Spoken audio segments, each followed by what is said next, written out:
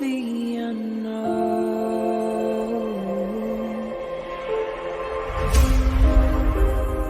down the rabbit hole,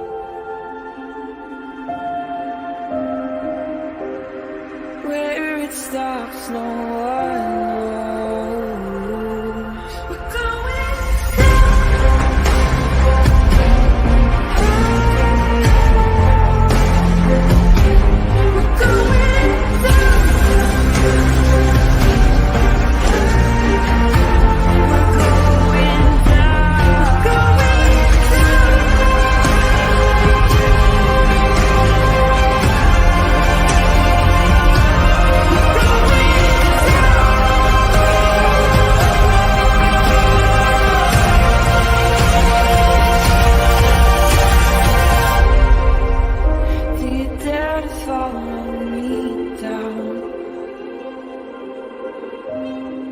headed into the unknown.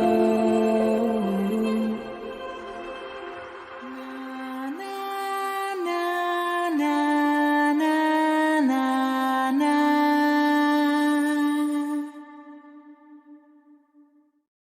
Hey everybody, happy, what is it, Monday? I don't even know what day it is. This is nuts. Hello everyone. Hi MK. Hi Lilith.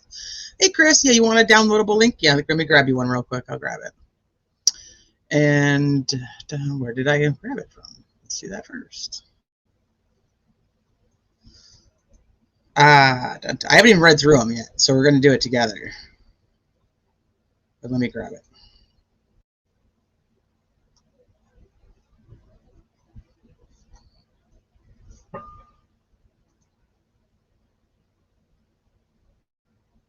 You should be able to get it from here.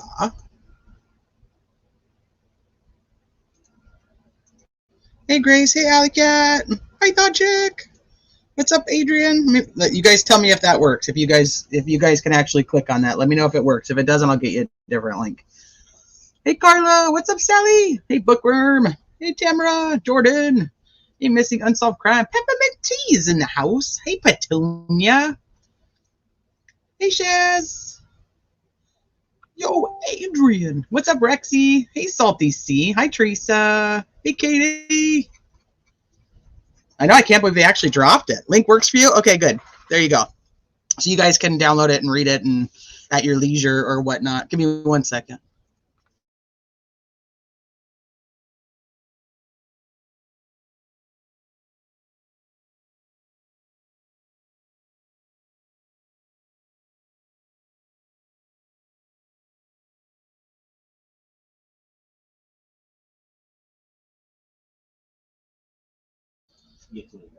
Just find out how old it is.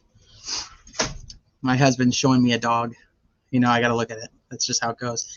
Hey Sarah, what's up, New Wood? Hey Grace, Mind of Monsters. Hi love. Anita. Hey Lorna. Nope, not late. Xavier's chocolates. No, you're not late.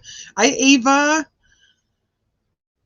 Nope, not late. We're just starting. So they released the hearing, the in-chambers hearing that Judge Gull had with the attorneys on October 19th. They released that transcript.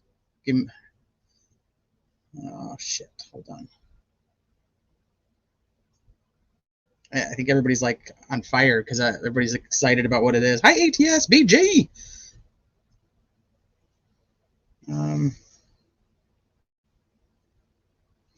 Okay, let me share it with you guys. Hi, 4 Pitbulls across America. She ambushed the defense. She's a bad, bad person. Did she? Have you read it? I haven't read it yet, so I don't know. No spoilers in chat. All right, let's see. Oh, JLR just read it? Okay. Are you serious? Aww. I like that dog. I didn't think it was a real thing. A friend of his is trying to give him a dog. You guys know how I am about dogs. It's like it takes precedence over everything. Okay, let's see what we got here.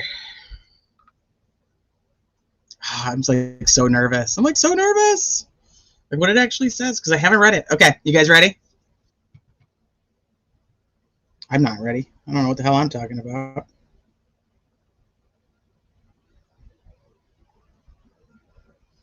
Okay, so they call it an in-camera proceeding, which is a very odd term because it's not actually in camera at all. It's just, it's almost like it is just in chambers. It's a review of information that's done by the judge.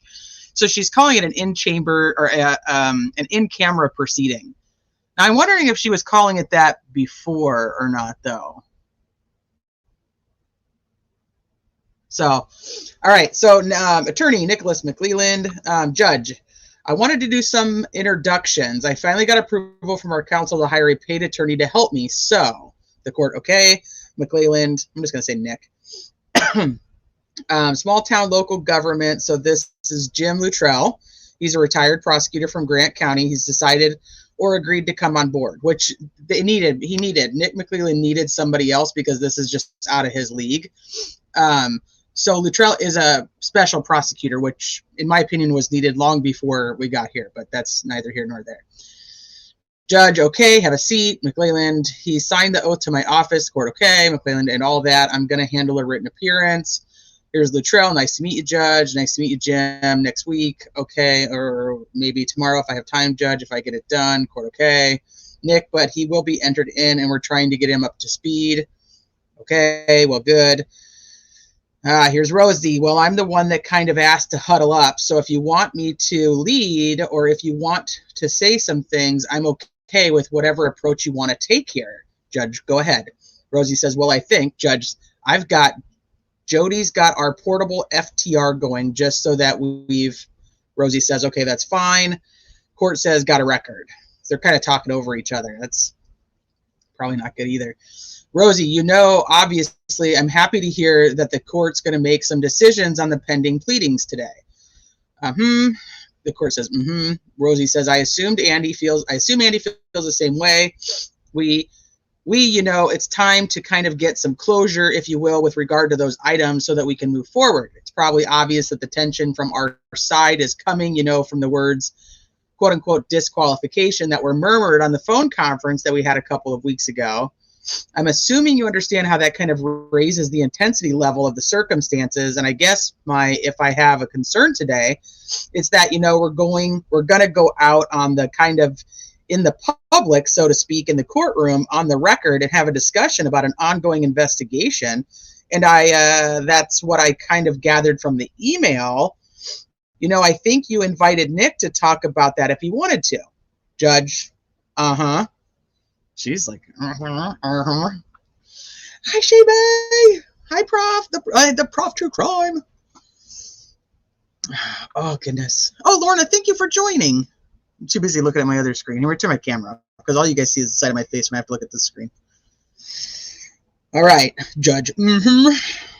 Rosie, and it makes me a little uncomfortable because I don't know, first of all, there are no pleadings that are pending, whether they're motions to disqualify or contempt citations or whatever that might be, that really frame any of the issues. And I have no problem. I mean, I don't have any problem talking about this stuff privately on the record in an ex parte type of confidential hearing. I just think it's difficult to expect that there will be any kind of structure to the idea of, hey, there's an ongoing investigation and just tell us what's going on. And I don't know that it has any relevance to what we're really trying to accomplish today. And I also don't know why Nick would want to talk about an ongoing investigation in public, knowing that in itself could be a little damaging to their circumstances. And so we're lawyers. We're used to having issues framed. We're used to having an opportunity to prepare. And I don't have anything to hide. And I know he doesn't have anything to hide. You've maybe gathered that we've cooperated. We ran into the state police posts, our respective posts, if you will, and I had somebody advise me of my rights, and I waived those, and I gave a formal statement, and he did the same. And I'm not sure that we're going to benefit or that this will be productive or just open floor this. And that's my biggest concern today. The judge. I'm more of a Oh, this is now Baldwin's. And so I'm assuming the him that Rosie's talking about here is Baldwin. Yes, you can use adult language here. What's up, Dodd? Who dat Clement? I'm my King of Kings. Elisa Lee. C-Dub. Hi, everybody that just popped in that I might have missed. Hello, everybody. Okay, so I'm thinking that he must be referring to Andy, like, because he's like saying, and he did the same. I don't know what other he would be referring to. And here's Judge. Baldwin. I'm more of a, like, the due process side. I'm not really sure what will happen, but I just don't know. I don't know what's going to happen, and I would like the opportunity to know what's going to happen and prepare for their claiming or whatever before it happens. And I don't want to say ambushed, but it's hard to know for me what to do when I don't know what's happening. There's not a pleading we can respond to and things like that. So, you had indicated that, when Nick said, I don't know if he said the word disqualification, but the court, oh, he did. Baldwin says, was it that word? Court, mm-hmm. Baldwin, okay, I didn't know if he just said it in a more generic way. The court, mm-mm. Negative response, mm-mm. She's very good with her words, as you guys can see. Rena, hi, honey. Mr. Baldwin says, and your response was, I'm leaning in that direction or something along those lines. The court, mm-hmm. And so Baldwin says, and so that's, a cause of concern.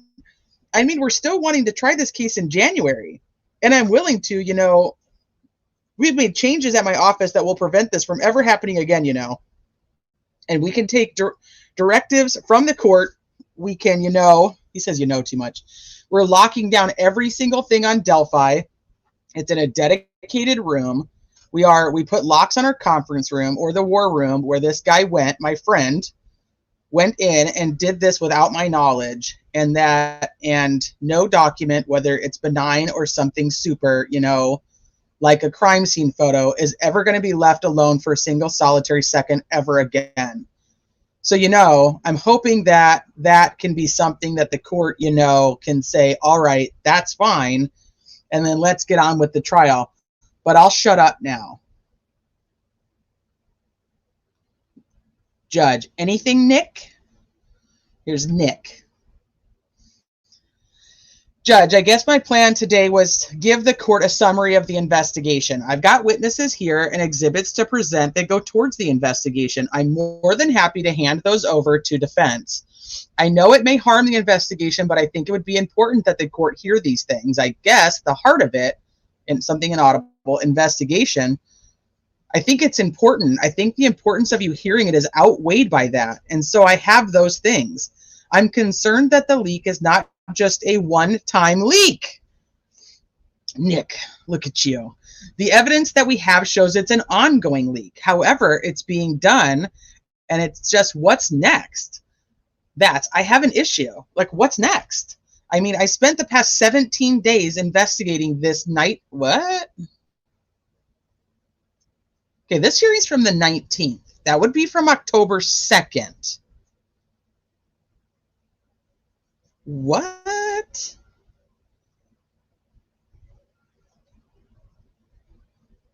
Okay, that does not fit into the timeline at all. But maybe he's just exaggerating. I spent the past 17 days investigating this night and day when I should have been focused on preparing for trial. Why would the prosecutor be investigating this? This just doesn't even make any sense. It's not even his job. And when I say night and day, I mean phone calls at 2 a.m., 3:30 a.m., night and day. And so that's where I'm at, Judge. Again, I'm an officer of the court. I'm reporting to the court what I know, and that's kind of where I see my role. The court. Oh, now she uses words. Okay. Not, mm-hmm. So, Rosie, this is starting to scream due process to me. I haven't seen any of these exhibits, and I don't know really, frankly, I don't know anything about any of this. And I'm not distancing myself from Mr. Baldwin. I'm just saying I have no connection with any of these people, okay? And the idea that somehow the prosecutor is going to get to roll out a bunch of statements and exhibits and, testimony without us having any forewarning or any idea. Any way of scrutinizing that seems a little outside the boundaries of due process to me. Plus, again, I get back to what is the relevance to what is going on in the case. Why are we going to use an open courtroom to air an auxiliary matter? It's not really connected in any way at this point to the proceedings that are ongoing, whether it's the Franks issue or anything of that nature. And I will tell you this, I am prepared to show the court this. I'd rather do it in private. This problem has been a problem from the very beginning. I have 10 pages of deposition transcript in this file from my deposition, our deposition that I took of Trooper Holman in this case. In that deposition, he talks openly about how there were crime scene leaks from the very beginning. Unequivocal crime scene leaks. And that as soon as this crime occurred, they were investigating information that had been released because there were lay people that were part of the search party, and the implication is, I have got the transcript, is that those people that found those girls started to essentially disseminate or distribute information, and law enforcement essentially tried to catch up with them. But it was really too late, as you might expect. Once it gets in the hands of the public, it's too late. So he told us that, almost volunteered that information to me in the deposition. The second, okay, let's just talk about that for a second. So, wow.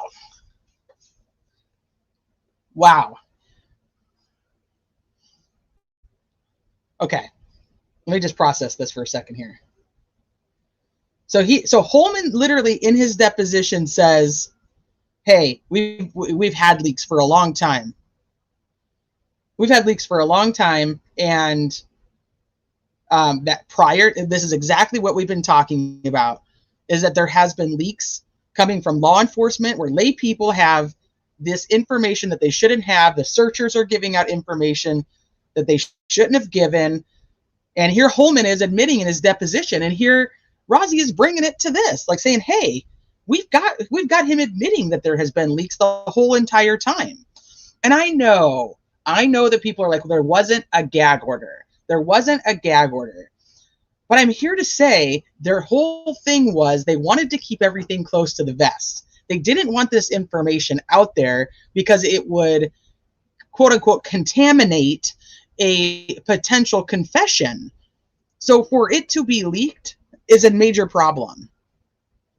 This was a planned hit on the, I'm telling you, I think so. All right, so, well, I need a drink. Probably gonna need a stiff drink tonight. Holy schmoly. Okay, where's the second part?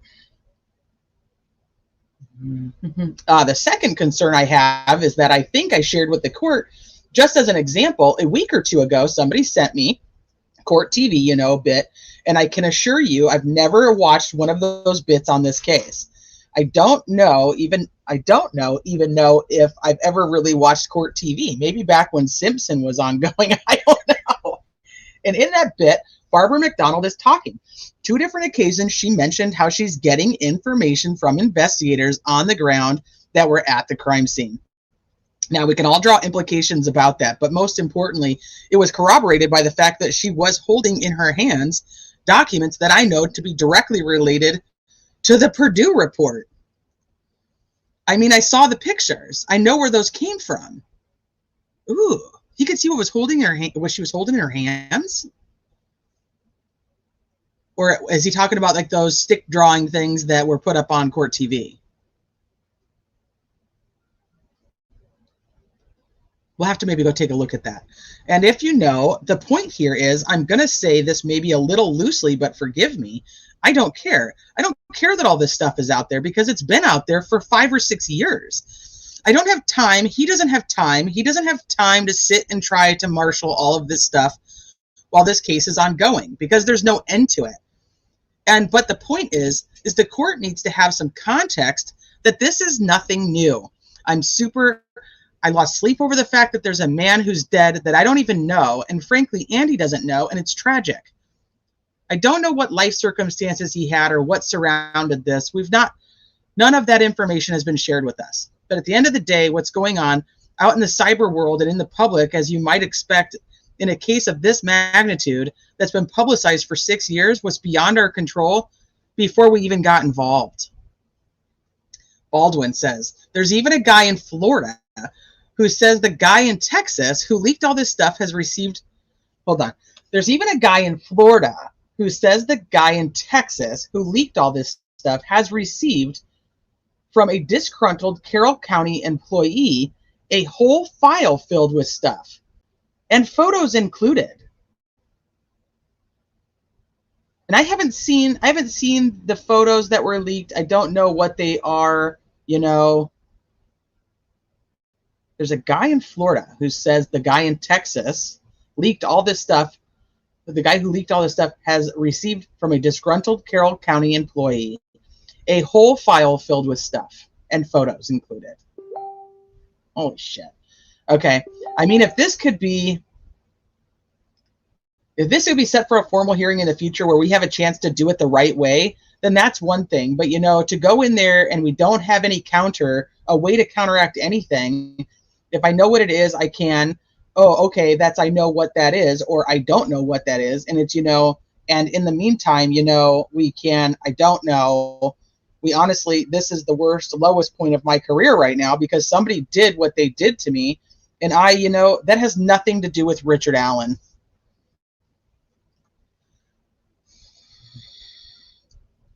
The court, it certainly does not. Baldwin, Richard Allen needs to have counsel there. So I just don't want to go in there and not be able to fight back with evidence that or witnesses that we have to counteract whatever they claim that they have. So the court, okay, here are my thoughts in no particular order. I don't know how many folks are out there, and I certainly don't wish to air publicly to the world the concerns I have about this matter. My intent in having this hearing was to go through some of the pleadings that we have not yet decided. So I was going to start with reminding everybody about the decorum order, reminding everybody why we're here, to shut up, etc. Everybody, why we're here to shut up, etc. That's really nice, Judge Cole. There have been reports to my sheriff about disruptive people, and I will remind people if they are disruptive, they will be removed, and my sheriff is fully prepared to execute arrests if necessary. Because I know we've seen in other hearings, people have been disruptive and hateful. So under the rules, under the canons of judicial conduct, I'm required to advise people within the room that the media is here and they are filming. They're doing pool coverage, so there's only 2 cameras in the courtroom, and everybody's going to get coverage from that. And then I want to talk about the pleadings. Defendant filed a verified motion for immediate transfer of custody. The state filed its response. The motion, again, has a lot of inaccuracies and some speculation, and it has been refuted aptly, I think, by affidavits that have been submitted by the state. And I'm going to deny the motion. The defendant then filed a motion for a broadcasting order. The state filed its response. Your motion's overbroad. It's got a lot of irrelevant verbiage in it, and I'm required to consider individual requests for hearings. So I will, if the media wishes to have an individual request submitted. They know fully well how to do that, and I've provided to counsel all those requests that I've gotten so far for this hearing. So if you want to file them for particular hearings, you're certainly welcome to do that. But the media is all over this, and they know how to do this.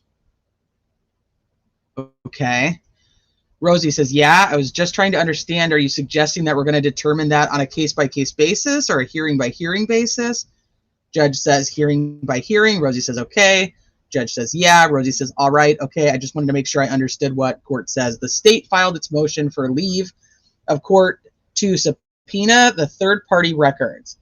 I think that was directed again to DOC. I clearly can't grant that. I'm going to grant the defendant's motion to quash. But if you continue to raise his medical and mental health in pleadings, that's fair game then for that to be provided to the state. You have also filed, Mr. McClelland, a motion for future pleadings and filings to be sealed prior to being released to the public. I have not gotten a response from the defense. Okay, see, this goes into the whole thing that there was not any motions to seal anything like the Franks motion. They did not have to file that under seal. Rosie says, can I speak on that? Court says, sure. Rosie says, I think it's important to note that, we had this this discussion come up before, and there was basically, we decided, okay, we're done sealing stuff. We're going to make it public. I had, before we filed that Frank's brief, I had a long conversation with the court reporter, Karen Allen, over in Delphi, because I wasn't sure about Allen or Roller. I always want to call her Karen. McClellan says it's Allen. Rosie says, Karen Allen, because I wasn't sure about the mechanics of how all of this stuff was moving from Delphi to your office. And I know that you had set up some kind of a website or something that people could access. And I was under the understanding, and speaking with Miss Allen, I'm not blaming her for anything, but that when we filed these things, they were going from them and they were hitting a button. We were filing with Carroll County, they were hitting enter, and they were sending it to you, and you were essentially filtering this stuff, or at least you were seeing it before it became public. Judge says, nope. Rosie says, and so that's why, that's the way in talking with her, that's the way I understood the mechanics, which I think is what happened to a pleading the other day from what I understand. We filed something and you either put it in a queue. I think anyway, I tried to do some homework on that, and that's what Baldwin pipes in and says, I was a part of one of those conversations, and that's what she said. This poor court reporter, I really hope she does write a book. Or the clerk of the court. The court says, so does that need a hearing? I'm happy to have a hearing on that. I don't have a problem with that. Rosie says, well, I don't really. I guess I'm just telling you for context. That's what Baldwin says, I mean, could there be a happy medium of we file it confidentially and then so the judge then gets a chance to review it first? Because that's what we thought was going on anyway. But if that's not what's going on, the court says, no, it's being filed confidentially if you mark it as such. Baldwin says, I know. Yeah, I know that now. The court says, I had my staff mark the memorandum confidential after it had been filed and disseminated to the public because the actual warrant was in there. And that's covered under a miscellaneous cause number. I'm happy to have a hearing. Because the actual warrant was in there, and that's covered under a miscellaneous cause number? Okay. Well, Rosie says, well, what is your ruling? I guess to make sure I understand. I don't want to fight about something that we don't need to argue about. The court says, I haven't ruled on that. Rosie says, okay. Court, you haven't filed a response in that. Rosie says, yeah. Court says, my question is, do we need a hearing on that, or do you wish to file a response? The Franks motion clearly needs a ruling, and I'm working on that. The motion and the exhibits are about 1,500 pages. Jesus. And there are hours and hours and hours of interviews that have been made available that my IT staff has now cleaned to make sure they're okay. Okay, we already talked about that. And then, that brings us to my concerns that I raised with all of you on our phone call. And I write everything out. And this is what I intend to say in open court. Okay, I'm going to talk to you guys for just a second before we get to that part. She really should write a book.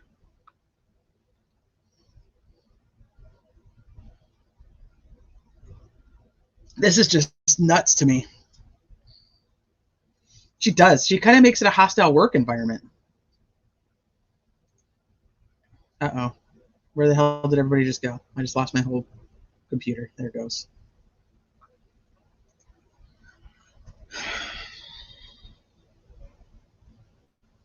I'm kind of confused because she's saying that she wanted this whole hearing so that she could rule on these pending motions, right? This is what she's saying. I want to rule on the pending motions. That's why I scheduled this hearing. But then she's making the rulings. She's already made them. She's made them up here. She's like, and this one's denied, and this one, I obviously can't do that, blah, blah, blah. But so she's already making the rulings on those. So she has no intention of ever walking out this door. This has been my assumption before ever having this, is that why would she rule on any open motions before she goes out into court if she's expecting that she's going to go to court? Does that go into the courtroom? Does that make sense? If she's really expecting she's going to go out there, she would wait till she went out there in front of everybody, on the record, makes the rulings, and here she is. Here's everything and how it's done. You're like, no, keep reading. It gets better. Yeah, I love that she's all or Okay. And this is what I intend to say in open court. This is already written, so whatever this is, I have concerns regarding the defense team and the totality of the circumstances surrounding your representation of Mr. Allen. Candidly, my concerns began at our hearing on November 22nd of last year. Mr. McClelland filed a motion for a gag order, and we were in chambers, and you assured me, gentlemen, we don't want the media in our lives. We will not try this case in the media. And less than 2 weeks later, you issued an undated press release that contained an awful lot of information that would not normally be revealed. I don't recall it having that much information. Okay, I don't know. I think you knew or should have known those were potentially violative of Rule 3.6 of the Rules of Professional Responsibility. But it's that press release that prompted me to issue the order on December 2nd, granting the gag order until further hearing. Okay, so there was no gag order when they said it. She's literally saying there's no gag order until December 2nd. Okay, April 18th of this year, you filed a notice of tort claim against the Department of Correction. Yeah, you stated in that notice that it was your intent to pursue our client's claims against you. The full amount of damages sought on behalf of my client is unknown. I don't know how you could do that in representing Mr. Allen in a criminal matter and then launch off into a civil matter. I think that's inappropriate. I don't know if it matters what you think. It matters if they are legally can, which I'm pretty sure they can. All it is an intent. It's an intent to file further proceeding, like that Richard Allen at some point is reserving his right to sue the Department of Corrections because there's a statute of limitations on shit like that. So they had to put something in. I think her issue is that they did it, but as his attorneys, there's no reason they couldn't do it. I'd have to look into the legal precedent behind that, but I don't, just because she thinks it's inappropriate, I think that's irrelevant. But, I'm neither here nor there. May of this year, we were notified by the state, the state of the Brandon Woodhouse. Okay, we were notified by the state of the Brandon Woodhouse arrest and the subsequent discovery of your work product. And I think it was an outline that you created for yourselves with the discovery. It was pretty detailed. I don't know if that's the right word. That apparently happened in December of last year. And that was not revealed to anybody. Not shared with the court. It wasn't shared with you. Although apparently you guys knew about what was going on. Mr. Baldwin says he didn't know. The court says you knew. Baldwin says I did know. Okay, so he didn't know, meaning Rosie didn't know. The court says you knew, like Mr. Baldwin. He says, yeah, I did know. Court. So then Mr. Woodhouse gets arrested, and here we are, grossly negligent to email that to the wrong Brad. Your pleadings on the safekeeping order contain inaccuracies and falsehoods. That was proven in the hearing we conducted in June. Your pleadings on the safekeeping order contain inaccuracies and falsehoods. I don't know how that. Okay. God. I don't know how, if it wasn't proven either way, from my understanding. Now, anybody here that was at those hearings, that June hearing, because I know quite a few people that went to that. I'll ask some more questions on this, but I don't see how it was proven that the evidence had contained inaccuracies and falsehoods. It was their representation of what they believed was happening with Richard Allen. I don't know. I'll have to go back to that. That was proven in the hearing we conducted in June. The evidence presented by the state clearly demonstrated the falsity of your claims, and that was very troubling to me.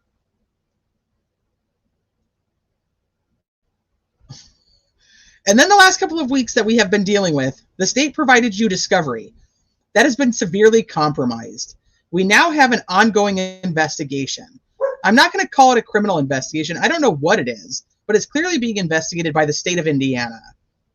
Everyone involved has sought counsel, including you, Mr. Baldwin. You've had an attorney enter a written appearance this morning. I don't want to get into the investigation candidly. You are the constitutional authority for the state of Indiana. If you choose to pursue it, that is up to you. If you choose to abandon it, that is clearly up to you. I'm glad to hear that you have cooperated, but Mr. Baldwin's attorney has clearly shared I don't know if you've seen his pleading. Okay, hold on. I'm confused on something here.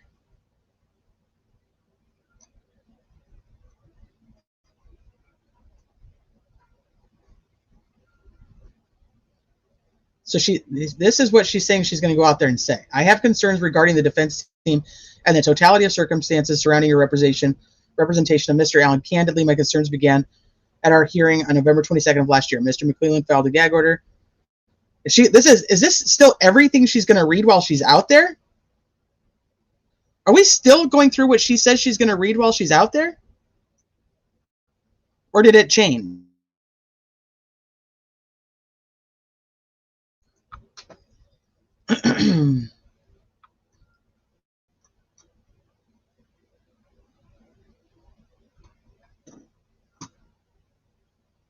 Where does the statement stop?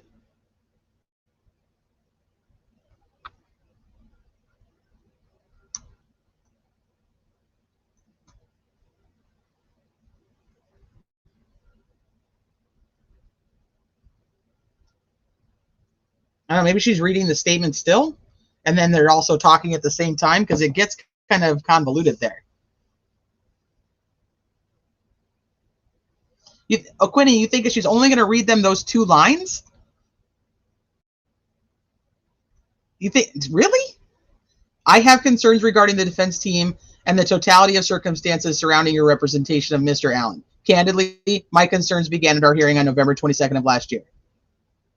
You don't think she's going to say any of this other stuff? That doesn't make sense to me. Then why have all this about the gag order? I think this is exactly what she's going to say. I think this is what she's going to say to them.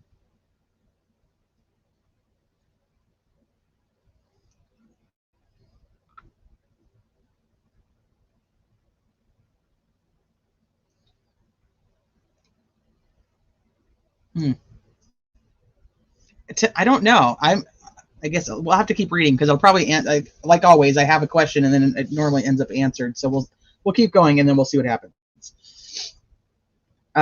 Okay, so happened in December of last year, and that was not revealed to anybody. He says, I did know. Okay, we already read that.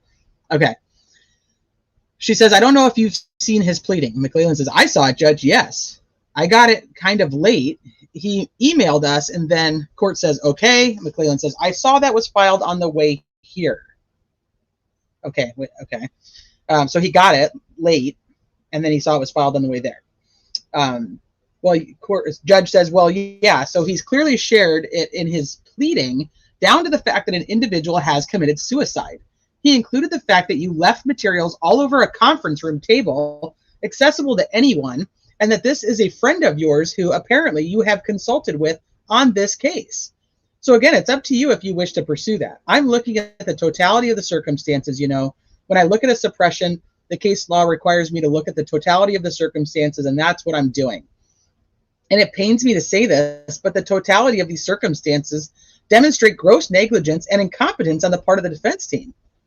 I am unsatisfied with your representation of Mr. Allen. I am gravely concerned about his rights to have competent, non-negligent representation.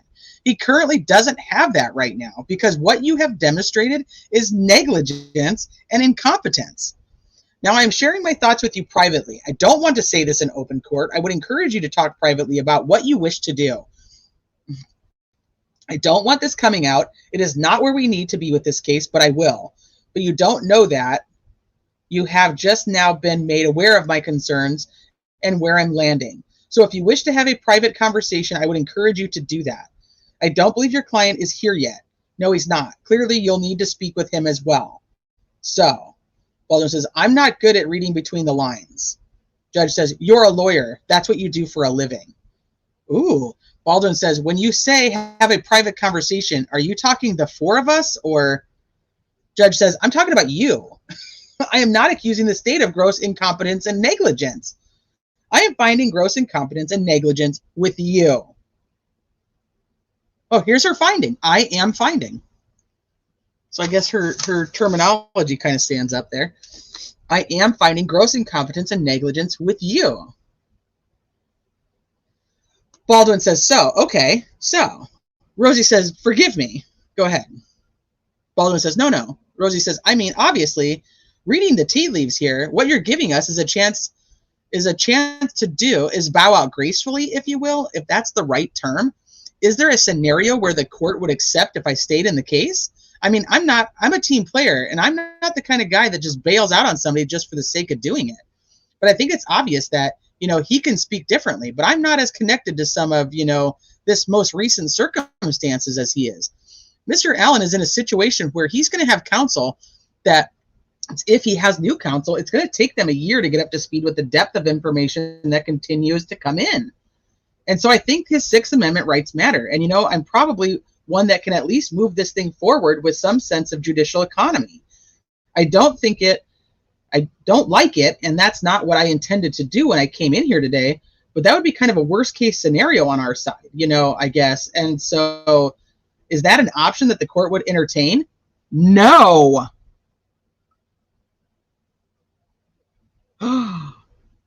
No.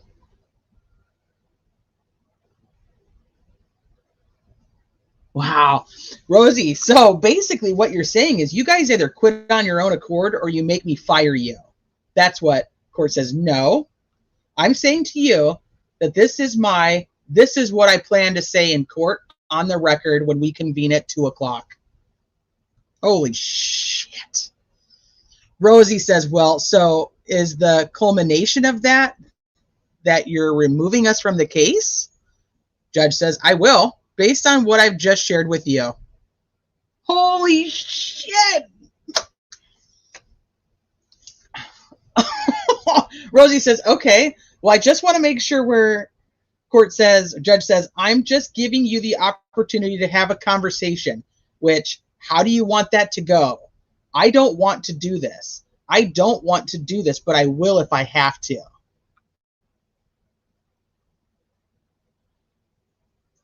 Baldwin says, should we bow out gracefully, as Brad says?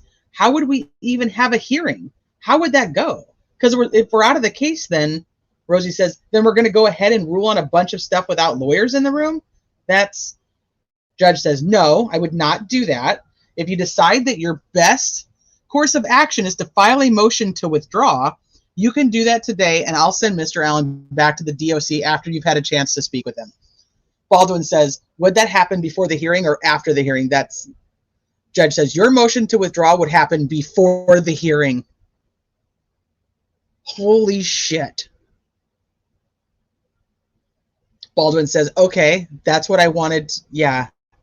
Judge says, yeah, because he has rights, and I don't want those rights compromised by having a hearing with him not having counsel.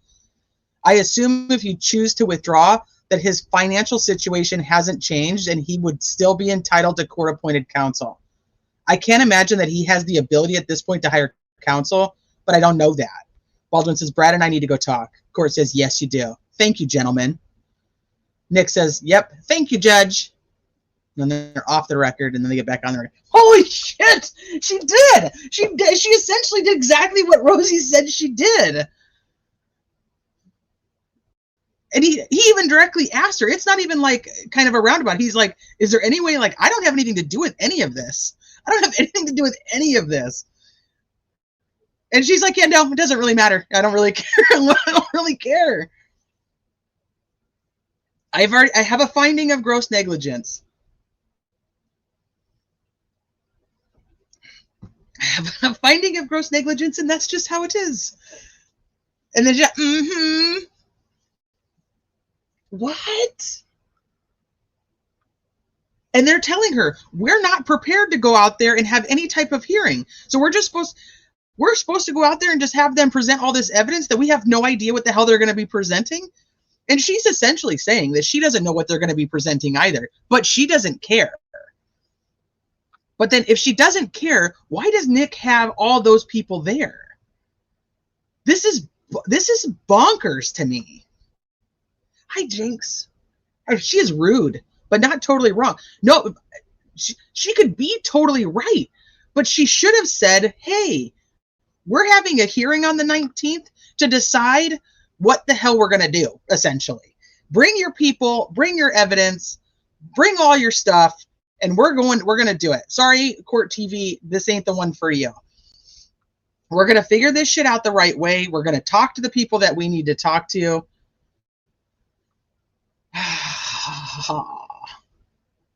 And she could have ultimately found that they had committed gross negligence based on the things that she's talking about. It's just, it is, Bella. It's so messy. Oh yeah, he absolutely had the inside scoop. Yep. Freaking Delphi. Nick starts the fire and says nothing. Not an ounce of lawyering from, well, he doesn't have to, because she's going to take care of it all for him. Oh, I cannot wait to find out what the Supreme Court does with this. Like, is this okay? Is this what we're allowed? They're just allowed to go, hey, sorry, you guys. And they're saying we feel like we're lacking due process. We're not getting due process ourselves. Our client isn't getting due process. You know, we're ready to go to trial in January. He's ready to go to trial in January. And she's just like, yeah, I don't really give a shit. But she even like says, where did she say, hold on? Because that's I. She changes it. Yeah, because that's I. Like I have the final say. Like I have rights. But then she changes it like he has rights. Because she needs to put it on him because she doesn't have. But she's had an issue with the way they've done things since November 22nd of 2022. Isn't that like 2 weeks after they were assigned the case? And because they put out a statement that she feels, when we're done reading this, I'm going to pull up that statement because I haven't read it for a very long time, but I don't recall it having anything that was like bombshell, like holy shit.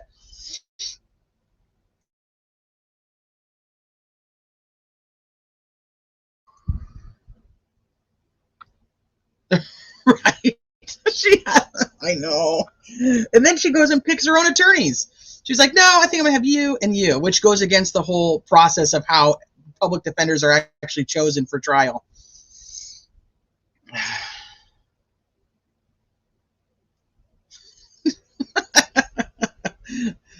All the pants on fire probably disrupted the service. There's so much shit going on. Does anyone think Gold knows what Alan's confession consists of, or the other actors? It's like she knows more. The whole world is watching, and she's creating more people watching because it's just such a shit show. This has all to do with that statement, but they were not under a gag order, so she just didn't want them to say anything that their client was innocent. They didn't have. We're gonna read that when we're done because I want to go back. I haven't read it, like I said, probably since November of last year. Jeez.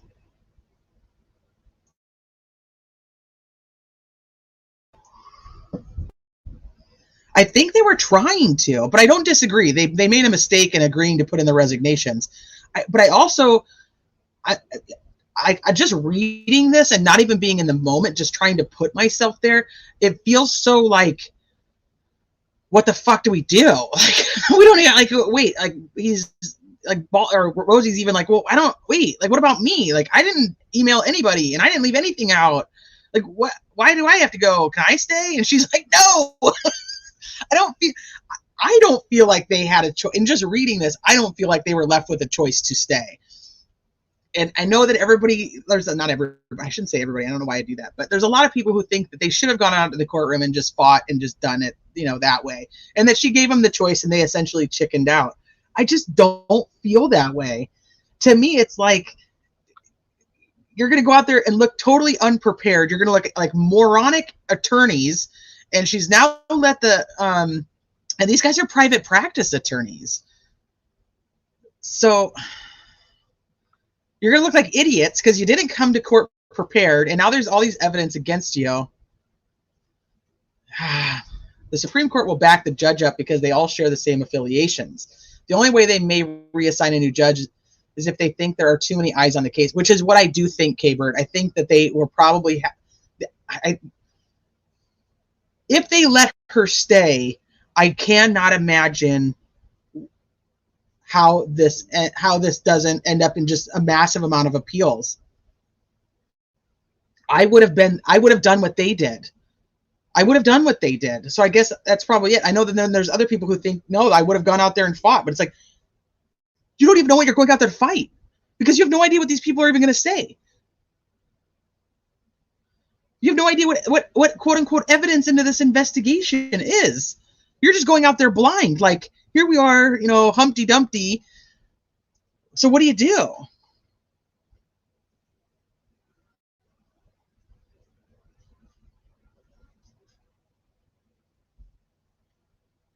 I feel like they were probably just like, what do we do? Like, I don't even know. Like, I can see them in the hallway talking to each other. Like, I don't know. What do you think? What are we supposed to do? It's like, I don't know. You know, what do we do? I can just see like the mass confusion on like where, I don't even know where we go from here. But so far, I can tell you, I think that Rosie's memory of the circumstances is pretty lined up to what really happened. No, he didn't withdraw, but she told him he was. She told him he was withdrawing. We haven't read the second part yet, so we'll see what that says. But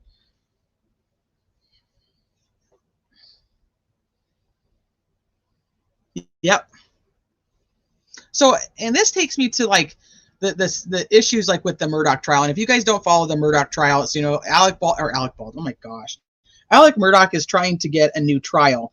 And essentially, Judge Newman, who I think is a very good judge, even if I didn't agree with everything he did, I think he's a very good judge.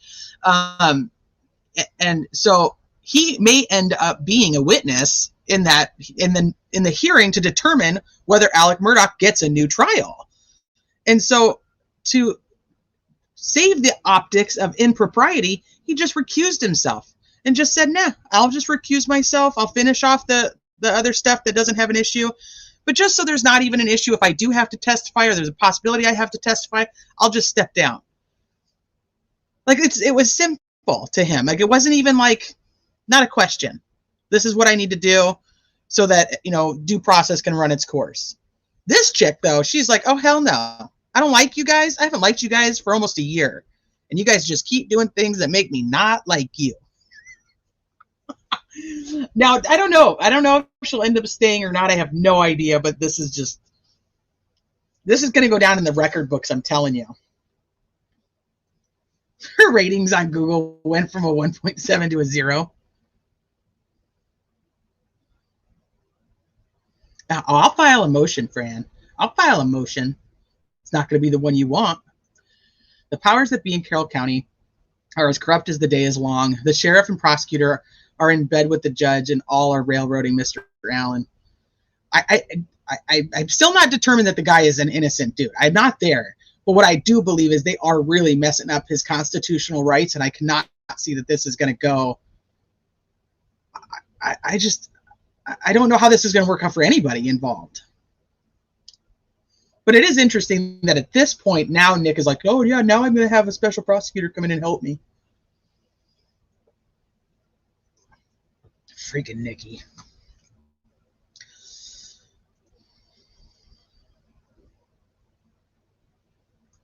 Yeah, that's what I think too. Fran? Get in here, Fran.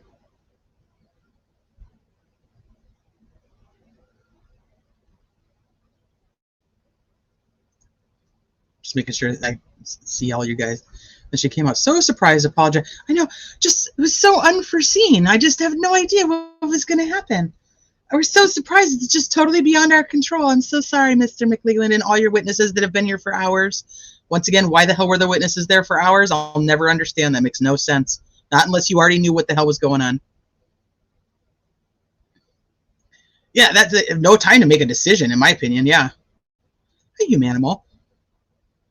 I think so. I don't even know if it's Erskine's text. It could be, because they're talking about all the way back to the beginning. So that could be possible. And then with the photos last year that were given out of like the shoe and the shirt and the sock and stuff in the water from the searchers.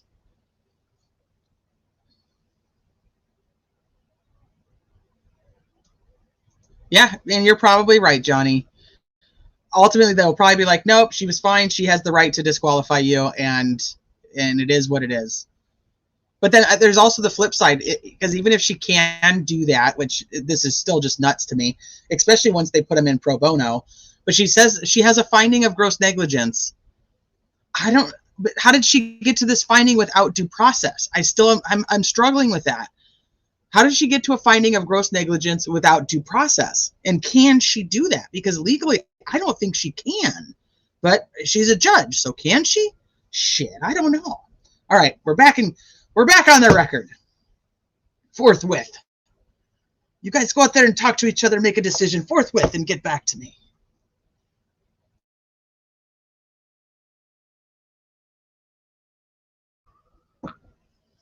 Okay. Court. Thank you, Jody. Court reporter, you're welcome. The court. Okay, yes, Mr. Rosie. All right, so obviously we're kind of trying to figure out how to address this issue with very short notice, very little notice. The first thing we did is really to talk to the client. Judge. Rosie says, our client is a big part of this, the biggest part of this, and he has communicated to us that he does not want us to withdraw from this case. He wants us to continue with his representation. He understands, I think, that he's not the gatekeeper or he doesn't have the authority to really force the court to do that. He would like to say that on the record. Oh, we asked him if that's what he wanted to do. We suggested maybe he would do it in chambers. It seems a little bit of a difficult position to put a man who's accused but not been found guilty, put him in a courtroom and have him, have to speak in this circumstance with 15 minutes notice. Andy and I'm going to speak for myself. I'll let him speak for himself. I'm going to file a motion to withdraw. I don't want to do it, but I don't think that I have a choice at this point. The options I've been given without any notice by the court really are either I withdraw or I'm going to be publicly shamed, and that's the way I see it. And I think that public shaming is there's not only a professional element to that, I think there's a personal aspect to that too. But when the media is teed up like this, and we show up here today with the court having told us that we were going to conduct some business, that somehow bleeds over into a forced resignation or whatever you want to, however you characterize this, that, I don't feel like I have any other choice professionally. I have a life beyond this courtroom and beyond this case, and I have a family too, and I have a law practice. But I think we've been given some notice of what we were actually, if this would have been framed in a pleading format or some formal disciplinary claim, which there's a process for that in our business, then we could have come in here today with an opportunity to refute some of those things that you clearly had, thought through and prepared before we got here. And we didn't have the opportunity. And it's the idea that I'm going to have to go in here in an open courtroom and essentially defend myself against claims that I don't agree with without any notice and without any opportunity, I think is unfair. But I also have some common sense. And, me going in there and standing my ground because my client wants me to is just going to make things worse for him. And so I'm going to withdraw my appearance. I'm going to walk out of here. I'm going to go down to my car. I'm going to call my staff and have them prepare a motion. And I'm going to withdraw my appearance. But I'm not doing it because I don't think I have any other. But I'm doing it because I don't think I have any other choice professionally. Not because I want to. And not because my client wants me to. And I respect the court has an opinion. But we're professionals and we can disagree. Judge says, of course. Rosie says, and I'm extremely, I'd say frustrated, probably a soft word, with the idea that we showed up today without any real opportunity to prepare for any of this. And I just think it's improper. And that's where I am. And that's my position.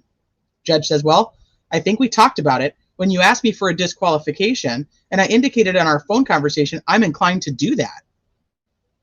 Rosie says, it was a phone conversation that was not on the record, and then some follow-up emails. Court says, true. Rosie says, there's an informality to that. Court says, true. Rosie says, and you also said that you hadn't even done any research, and you hadn't, had time to talk to your senior judge and all these other things, and he hasn't filed a pleading with the court either.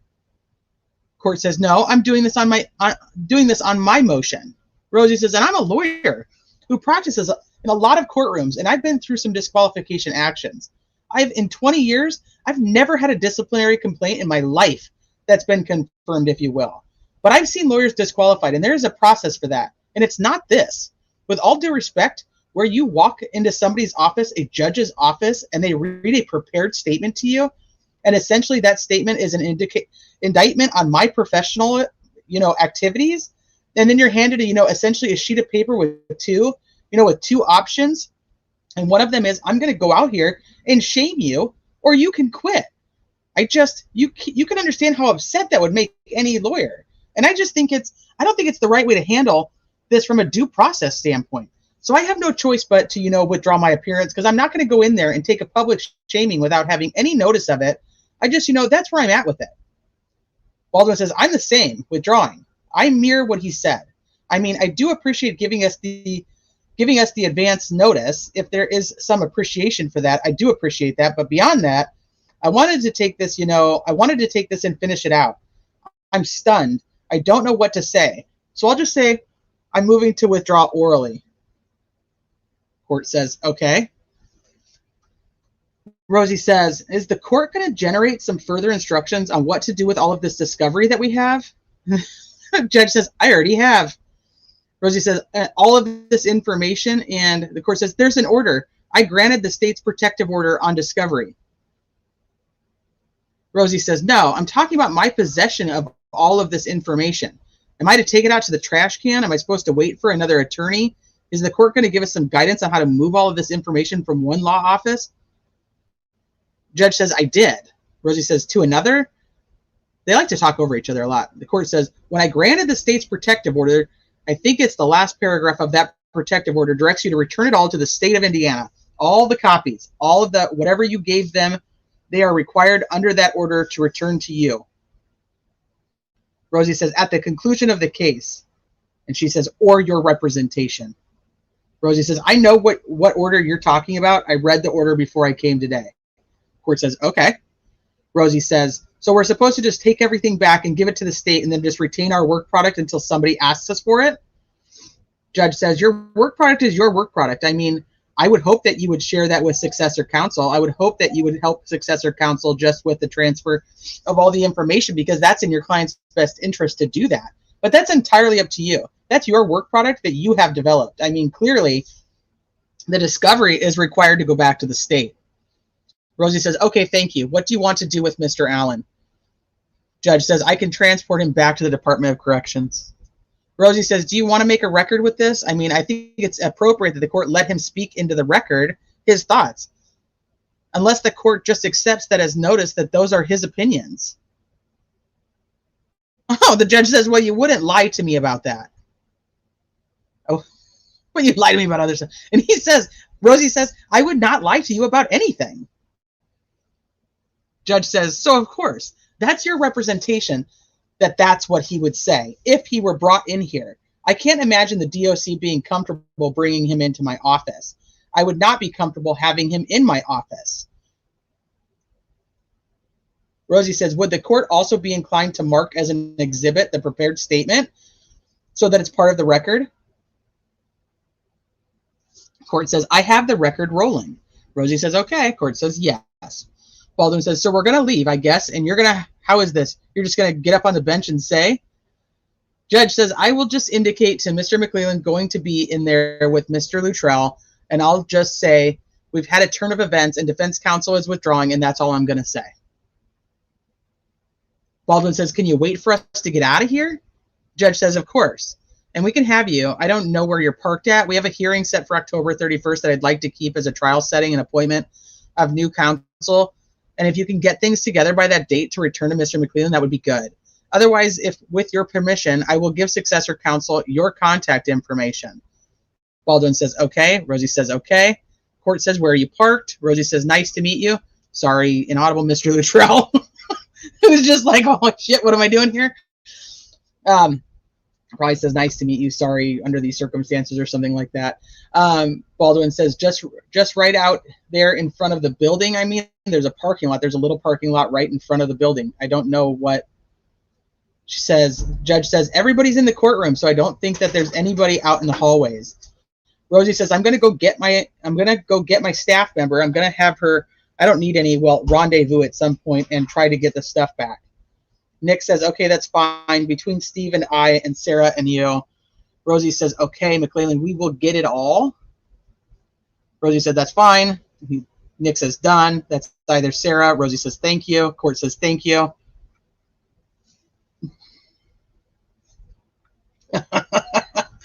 I, Jody L. Williams, an official reporter for the Allen Superior Court, Holy shiznit.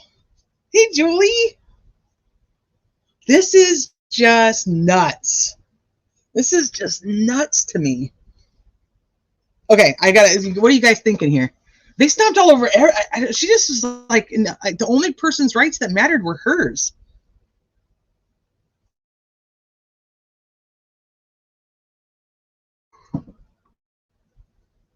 Could it seriously get any messier? I hope he doesn't pass away before he can go to trial. He looks so bad.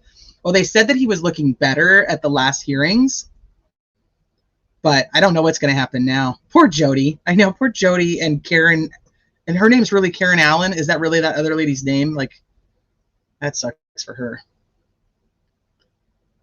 It's dirty. Yeah. They have been many leaks in this case well before this, right?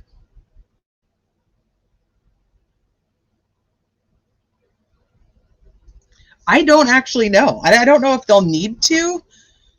I mean, the positive here is that Rosie goes in there and tells her exactly what he's saying. So his follow-up motions are really in line with what he said. Like, hey, I feel like you're ambushing us. I feel like this is, I'm given an ultimatum. I feel like I don't have a choice. You didn't let us prepare. So at least he goes in there and says all of that to her and doesn't just walk out.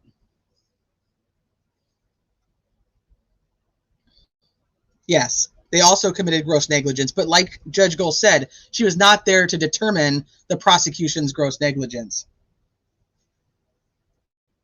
You expected it not to be this bad. I mean, he pretty much summarized it really well for somebody who was probably very upset. When you get upset, like sometimes you don't remember all the details of things. I think he actually, he really did. Artemis Prime. Honestly, I have no idea. Well, shit, maybe there were giant teddy bears all over the crime scene. Scott.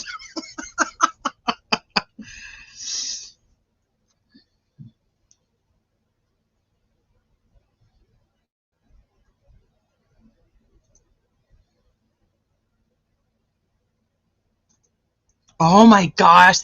He should get Mark Means in there.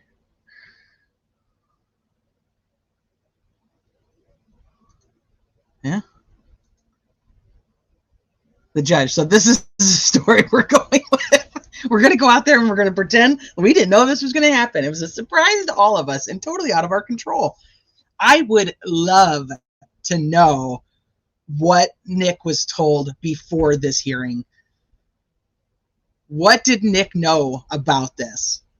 Because here's the thing, and I don't mean to talk poorly about anybody. You guys know I really don't have anybody that I don't like when it comes to things like this. But how weird is it that almost every single attorney that covers true crime on, whether it be a podcast, whether it be YouTube, essentially said they did not think this was going to end in withdrawal or in disqualification. They did not see it going that far.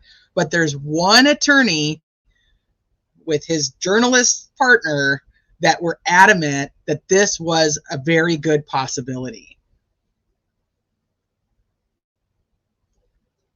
That's there's some leaky happening, in my opinion.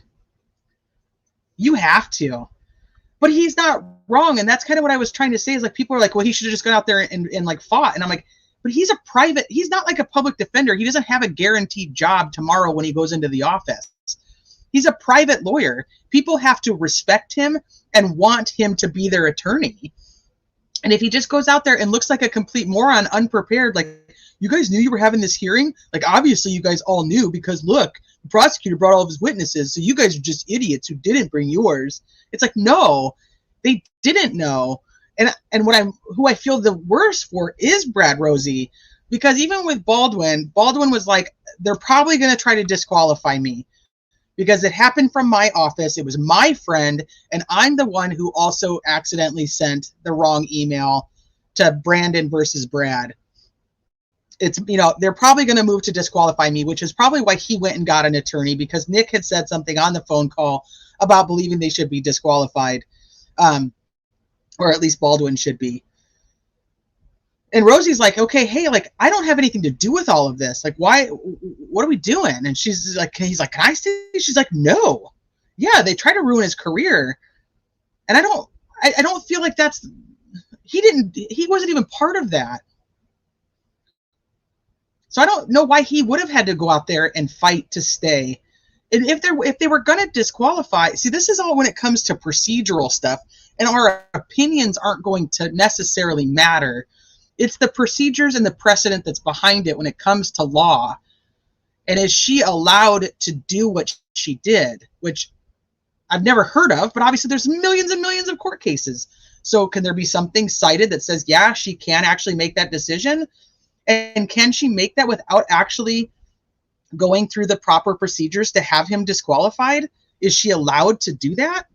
And then is she allowed to do that to both Rosie and Baldwin? I mean, I don't see due process here, but is there something that's written in the history of law that says, no, she can absolutely do it? Obviously, the woman's not an idiot. She's a judge, for Christ's sake. You know what I mean? Like, she's educated, so did she just throwing her stuff around all willy-nilly? And she's just like, nobody's going to care because nobody's paid attention to me for, the 30 years I've been doing this or whatever. So I mean, I have no idea what the outcome of this is, but I just cannot see that this is like that she went about this the right way. It feels like she went about this the wrong way. It's infuriating. Yep. Of course, Nick would say that. He set up a backdoor deal for MW to get in the door of Baldwin's office, then the dual leak to blame Baldwin for the known mass leak to get Baldwin disqualified and removed. I think so, too. I think so. I obviously I can't prove that, but there's some shady shenanigans definitely with that whole leak. No, I think that she thought that they would just go away in silence, and that they, Baldwin orally withdrew right then, so that was done, right? And then Rosie says, "Yeah, I will put it in." At least she told the truth about that.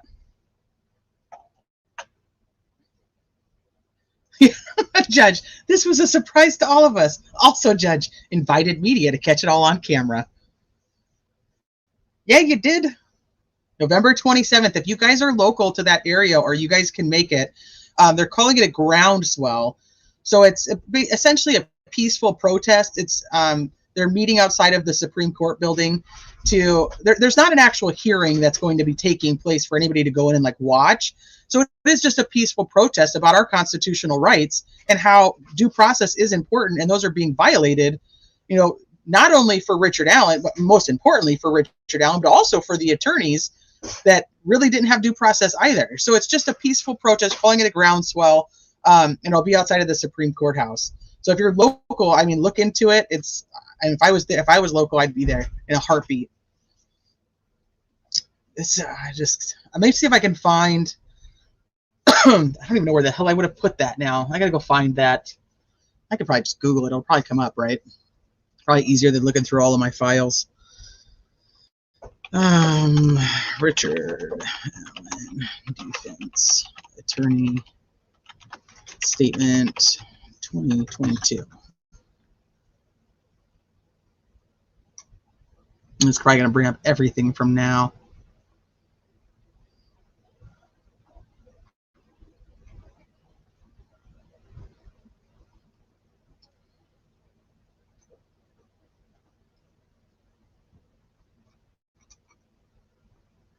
I know I have it saved.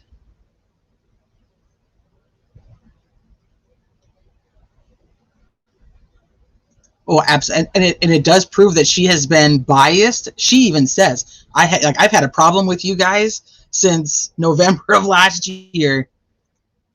What's the chances of the judge being that same religion and that this is why there's her chosen and not? I'm going to say she is related to the prison guards, or she's got some ties to something. I just don't know.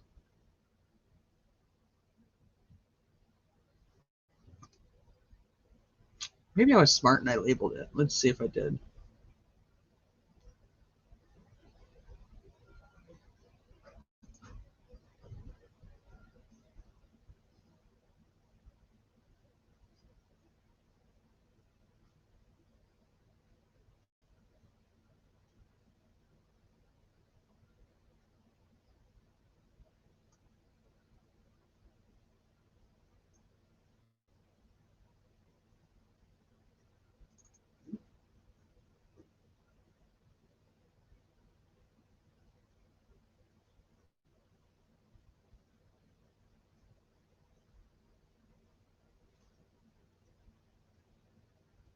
Hmm.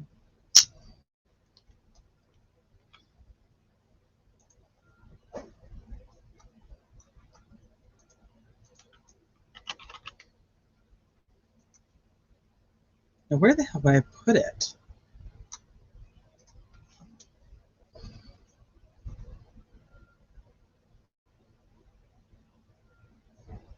Does anybody have quick access to it that can send it to me so I'm not sitting here just digging around for it? It's going to take me a minute to find it.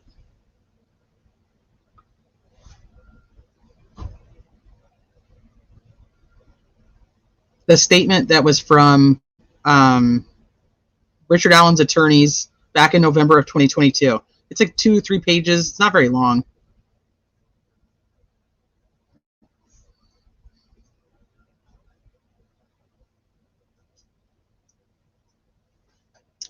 Where the fuck can I find it? This is when I get really irritated with myself for not being more organized. When I think I'm organized and then I go to find stuff and I can never can.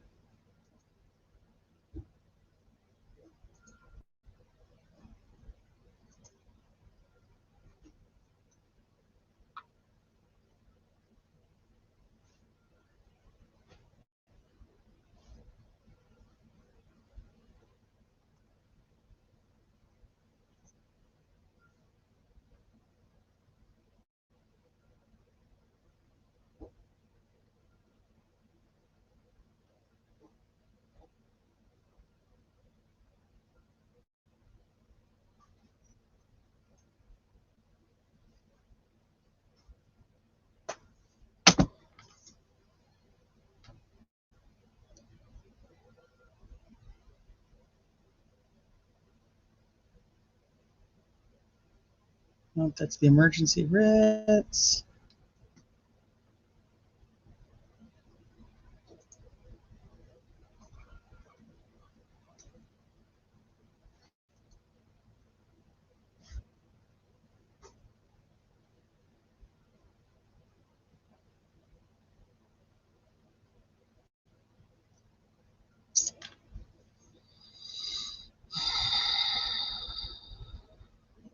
This is stupid.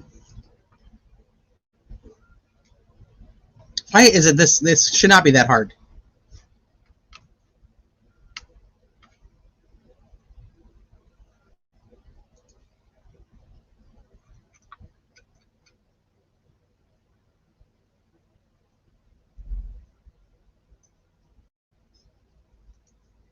Well, maybe I could. Maybe I know where it is.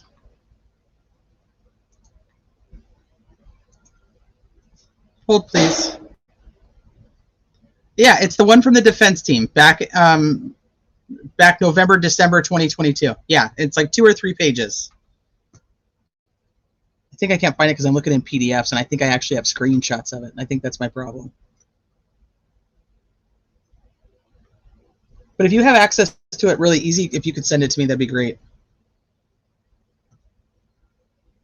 Nope.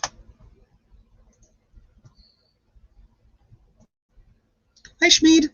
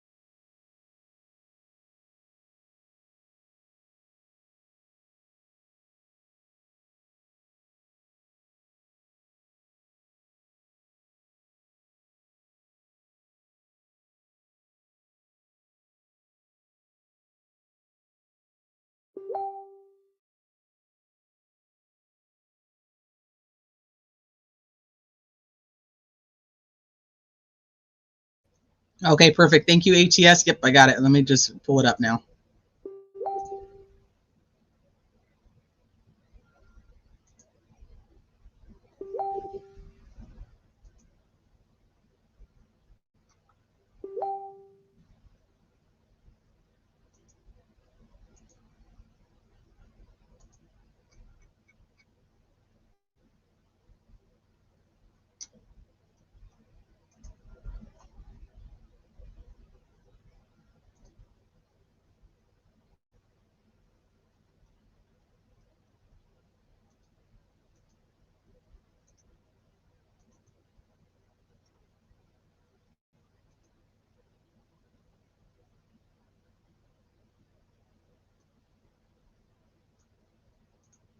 Okay.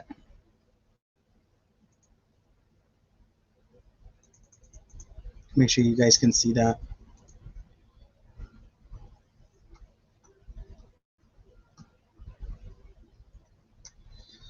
Okay, so this is the press release that came out last year from the defense attorneys. As Rick Allen's attorneys, we have received multiple requests from public and national media for interviews and comments since the unsealing of the probable cause affidavit. If it would be virtually impossible to comply with these requests and continue to focus on the merits of Rick's defense. Therefore, we offer up these thoughts. We do not want to try this case in the media, and we intend to adhere to the Indiana rules of professional conduct that provide guidance on pretrial publicity. However, the police and prosecutor's office have conducted many press conferences over the 5+ years of this investigation and following our client's arrest. On the other hand, Rick's ability to assert his innocence has been reduced to only one short post-hearing press conference. Accordingly, we feel it appropriate, necessary, and within the bounds of our rules of professional conduct to make a few comments concerning the probable cause affidavit and Rick's innocence. Rick is a 50-year-old man who has never been arrested nor accused of any crime in his entire life. He is innocent and completely confused as to why he has been charged with these crimes. The police did not contact Rick after Libby German and Abby Williams went missing. Rather, Rick contacted the police and voluntarily discussed being on the trail that day. Like many people in Delphi, Rick wanted to help any way he could. Rick contacted police to let them know that he had walked on the trail that day, as he often did. Without Rick coming forward, the police probably would not have had any way of knowing that he was on the trail that day. Rick volunteered to meet with a conservation officer outside of the local grocery store to offer up details of his trip to the trail on the day in question. Rick tried to assist with the investigation and told the police that he did recall seeing 3 younger girls on the trail that day. His contact with the girls was brief and of little significance.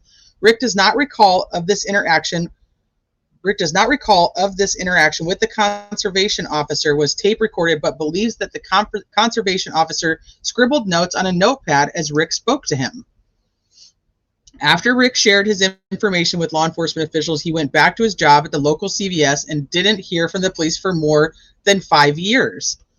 The next time Rick heard from police was in October of 2022. This was approximately 2 weeks before a contested sheriff's election and within days of a federal lawsuit filed against the Carroll County Sheriff's Office by its former second-in-command, Michael Thomas. In the lawsuit, Thomas claims that Thomas, had made suggestions and offered assistance in the investigation of a high-profile child homicide investigation, but that those suggestions and offers were rejected by the sheriff. Thomas further claims that the sheriff and others in the department feared the disagreements with Thomas would become publicized as a result of the political campaign for sheriff. Thomas claims in the suit that he was ultimately demoted and replaced by Tony Liggett, who later that year won the 2022 election for sheriff. Furthermore, Thomas claims he was also removed from the high-profile cases. Rick was ultimately arrested on or about October 28, 2022. In the 5+ years since Rick volunteered to provide information to the police, Rick did not get rid of his vehicle or his guns. He did not throw out his clothing. He did not alter his appearance. He did not relocate himself to another community. He did what any innocent man would do and continued with his normal routine. The probable cause affidavit seems to suggest that a single magic bullet is proof of Rick's guilt. It is a bit premature to engage in any detailed discussions regarding the veracity of this evidence until more discovery is received. But it is safe to say that the discipline of tool mark identifications, ballistics, is anything but a science. The entire discipline has been under attack in courtrooms across the country as being unreliable and lacking any scientific validity. We anticipate a vigorous legal and factual challenge to any claims by the prosecution as to the reliability of its conclusions concerning the single magic bullet. On Rick's behalf, we argued to have the PCA unsealed. Rick has nothing to hide. As importantly, we were hoping that we would receive tips that would assist us in proving up his innocence.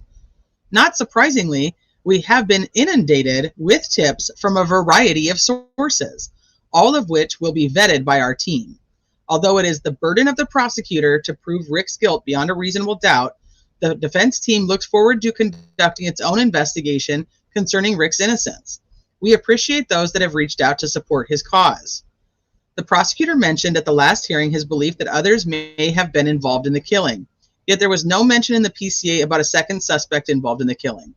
The defense is confused by such discrepancies in the investigation and will be in a better position to respond as more discovery is received. Rick Allen owned a Ford Focus in February of 2017. His Ford Focus is not in any way similar to the distinctive look of the PT Cruiser or Smart Car that was described by the witness. It seems that the CCSD is trying to bend facts to fit their narrative. At this point in time, we have received very limited information about this case and look forward to having something more to view than what is offered up in the sparse PCA. Moving forward, it is our intent to scrutinize the discovery as it is received and give the necessary attention to the volumes of tips that we are receiving. To the extent we continue to discover information that points to Rick's innocence, we will offer up this information to the public, so as long as we're not prohibited from doing so as a result of the recent request by the prosecutor for a gag order or by the Indiana Rules of Professional Conduct. Okay, so what in here do you guys feel was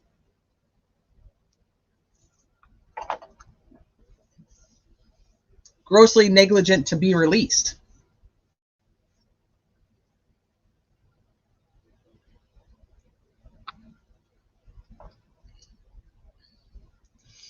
So there's the group of 3 girls, PS, that supposedly were playing at the city park. I can't figure out, I should say, if they were actually at the bridge before they went to the park, which is what I think.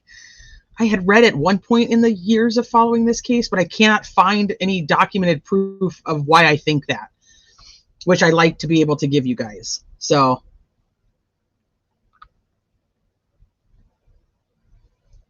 I don't see anything that's just like so. What information is put out here that would cause her to think that this was a grossly negligent statement to make? Yeah, it was before the gag order, right? So, I mean, that's the argument on all these other leaks. There was no gag order, so it shouldn't matter. Right. So there is a group of 3 girls that were friends with Libby that were at City Park, which is, see if I can pull up the map and show you guys where. It's not far, but ironically, it's actually very close to the old Farm Bureau building that he says he parked by. But I don't know. I mean, nothing's brought up in the memorandum about the fact that they said he parked somewhere he didn't actually park. So I'm assuming that maybe they're right and he did park at the CPS building. I don't know.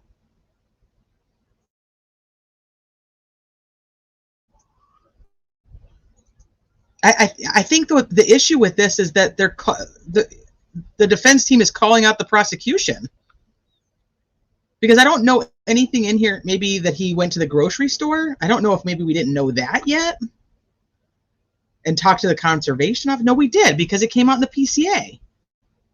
We did know that. It's like trying to go back in my brain and try to remember like what we knew and what we didn't. It's not really working.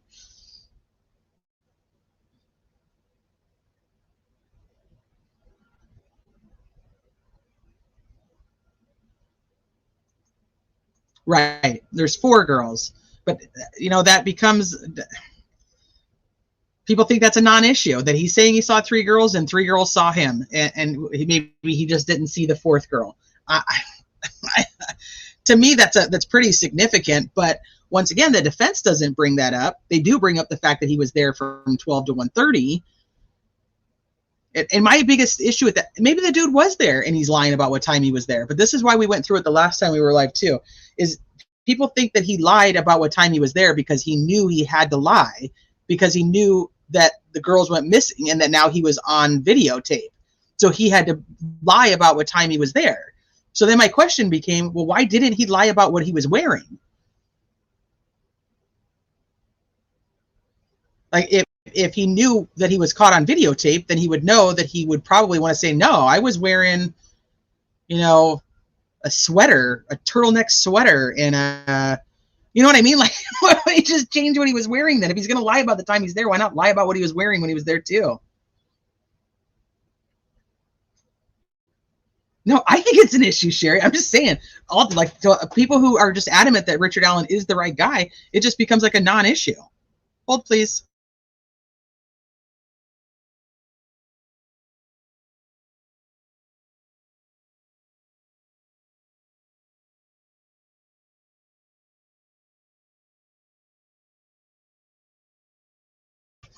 You think the whole press release is covered under Rule 3.6C? Well, let's see.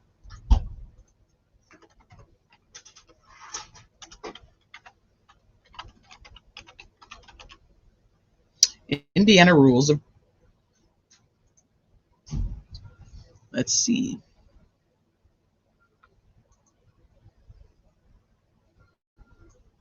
I don't know if you guys can see this or not.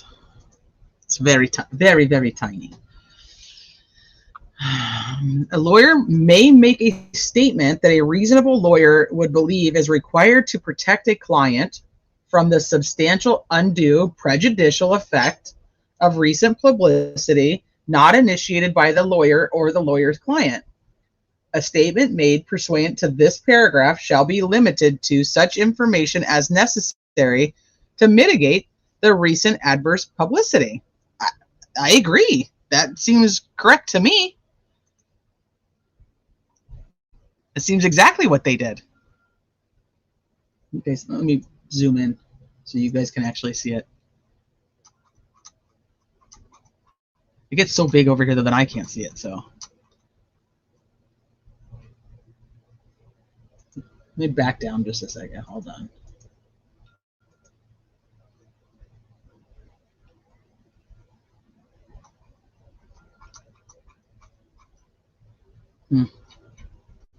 I zoomed in and I lost it.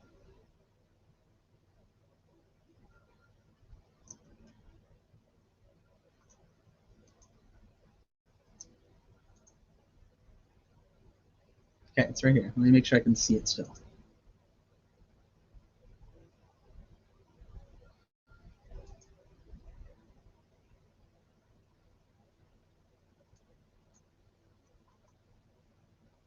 Why is it doing that?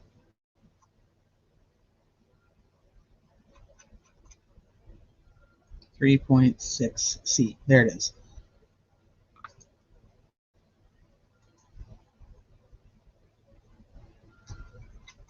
It like keeps zooming back up. I don't know if you guys even care to see it, but it's. I can just put. I'll just drop this in here. You guys can actually just look at it if you want. If that's something that you're interested in.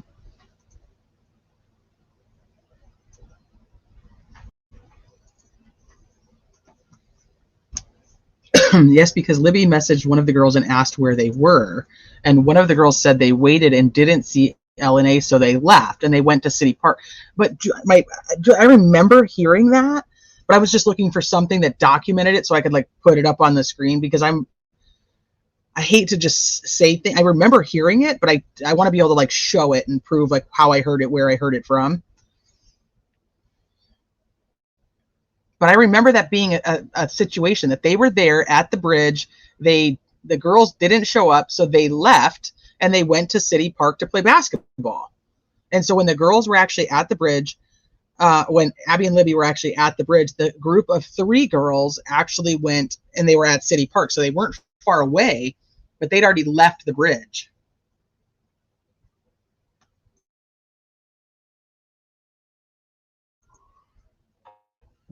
But it was a different car parked there at the time of the murders. Well, it's a different car parked there at almost, according to the witnesses, which this is also where I will struggle, because it's like we're going to count on these witnesses for the description of this guy, but then we're saying, sorry, we don't believe you when it comes to the description of the car. And so we're picking and choosing like what we want to believe that the witnesses saw. And I'm having a really hard time. And I don't know if you guys are familiar with Tom Webster's channel, but so I was commenting in there yesterday. And one of my big questions is like, how in the world does Sarah Carbaugh see a man walking down 300 North at 3:57 p.m., all muddy and bloody, but the family's there and they don't see anything? And if you listen, and this will probably help, and I don't have that clip pulled up, but there's an interview of Becky, and she's saying she's coming and going at this time. Like she's actually like out in the parking lot. And then you have Cheyenne. So if you take what she says and believe any of that, she says that she was leaving when she was posting that photo that she took, which is what, 3:49 in the afternoon, which that's a whole nother ball game about whether that's a real screenshot or not. But she says she posted it when she left.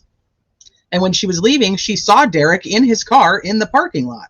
So how at 3:57 p.m. is muddy, bloody guy walking down the road and the only person who sees him is Sarah Carbaugh? But if that's true, then where does Tara German actually see Logan Maxwell? Because doesn't she see him there?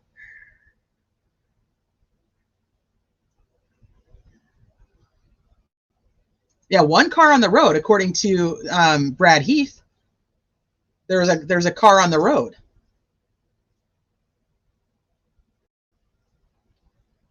They intentionally left out the first three girl statements because it does not fit their timeline, or worse, it proves not true. Just like the Thomas Skinner report, who was the first to interview RA.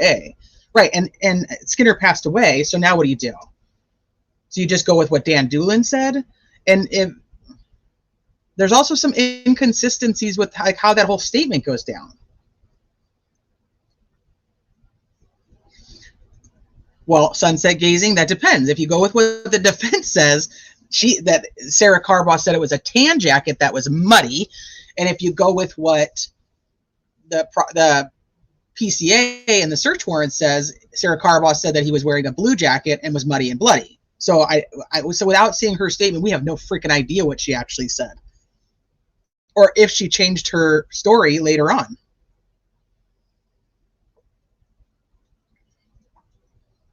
So we don't know somebody's not telling us the truth. Who is it? I can't. I mean, I think that's up for interpretation on who you trust at this point. Right. Well, that's what I'm like, I don't know. I never spoke to the woman. So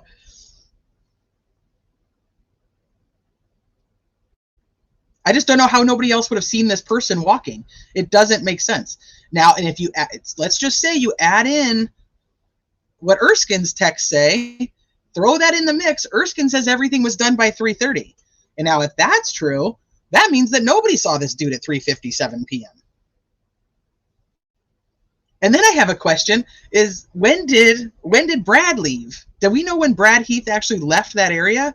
Because he was actually working on the other side of the road. And did Sarah Carbaugh see him? I don't know anymore.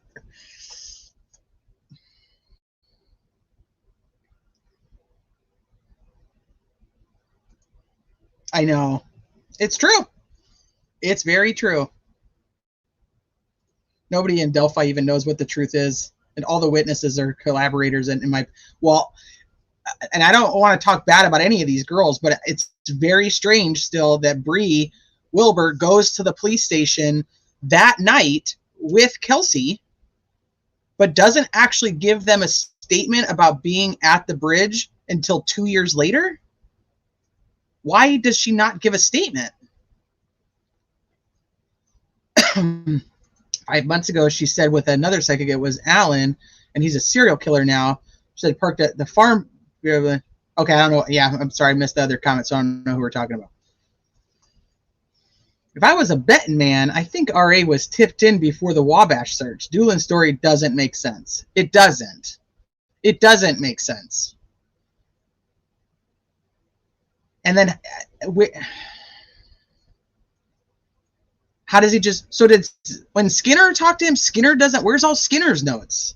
Why aren't they part of the PCA? Why aren't they, like, so if they're all recording people, did Skinner record anybody? And like, are his recordings just like gone because he passed away? Like, do they just go away? So now Richard Allen talks to two different guys and we don't have any record of either one except for this little tiny clippet of a note. And somebody commented under the video where I was reading that part of Dan Doolin's comments, and they were like, well, that's not his full comment. Like, you're only reading the part that from that document. There's another document that has more of what he said. And I went and looked at the other documents, and I can't find anything else that he said. So I was confused by that. If you guys have another document where there's more that Dan Doolin says, can somebody please let me know? Who does? Yes, that's another thing. Is you got Carter saying that nobody saw BG.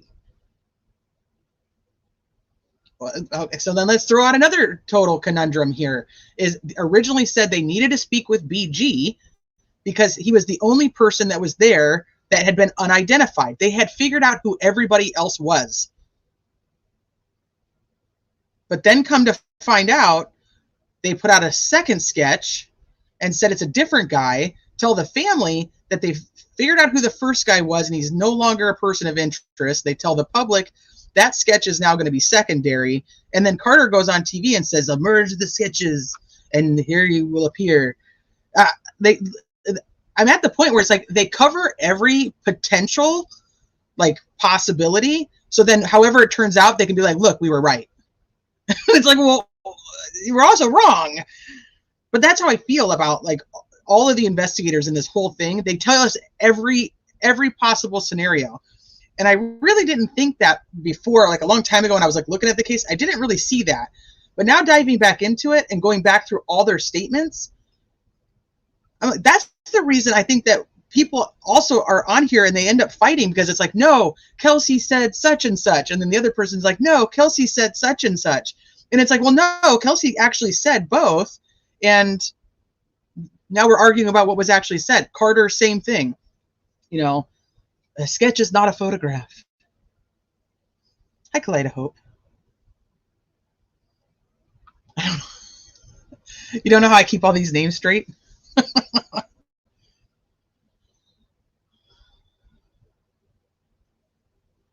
But yeah, it just mix it together, and then he'll be. Nothing he says makes any sense today. And then he keeps just telling us, like, you know, you guys, when we can release the information, it's not, today's not that day, but it'll be someday soon. And I'm like, just fucking tell us. It's not, this isn't a riddle. And then they're like, we don't understand why the public, like, with their bloodlust and they don't let things go. And it's like, you don't understand? You don't understand? You guys talk in circles and give us riddles and then expect us not to try to figure out what the hell you're saying. That doesn't work. And it wouldn't. How that guy even has a job, Kelly, I don't even know. He should not even have a job. Okay. Let's talk about this for just a second. This clerical error, but they're saying that it was misfiled, but then on the flip side, this is one of those things too. On the flip side, they say that the tip was actually filed in Orion, which is their tip system. So it's not like a piece of paper that got lost and kind of shuffled away and they're like, holy shit. They open this file that's got dust covered in. They're like, wait a minute, we found it.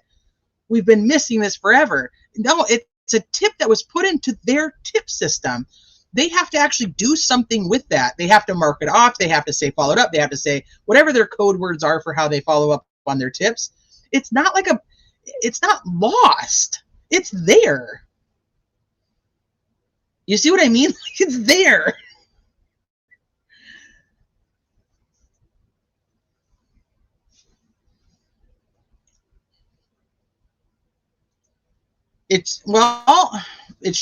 I'm almost positive it's written because it's what they type in. Let me double check though if it can be both.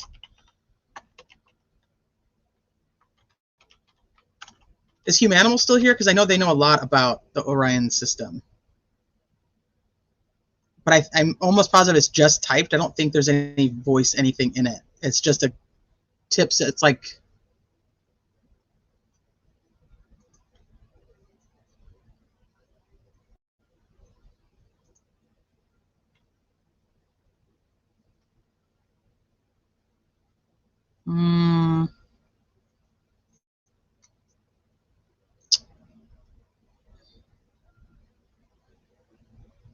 I don't see it like right off the bat, like looking it up. That'll be something we have to look into. Hi, Hussein. No, I don't. I don't think he knows that at all. Well, because I don't think Carter thinks that Alan's the guy. In his comments that he actually makes post press conference, when he keeps going like around, like he talks in the circle, of course, which is what he does anyway. So maybe that's just what it is. But they're like, so do you think that Richard Allen is the guy? And he's like, well, the judge signed a probable cause affidavit. And it's like, no. I didn't ask you what the judge fucking thought. I asked you what you thought. And he's like, well, then the judge signed a probable cause affidavit. When I very first heard him say it, I literally thought he does not think Richard Allen is the right guy. He thinks it's somebody else. Oh, Humanimal, did you answer the question about the Orion system by chance and I missed it?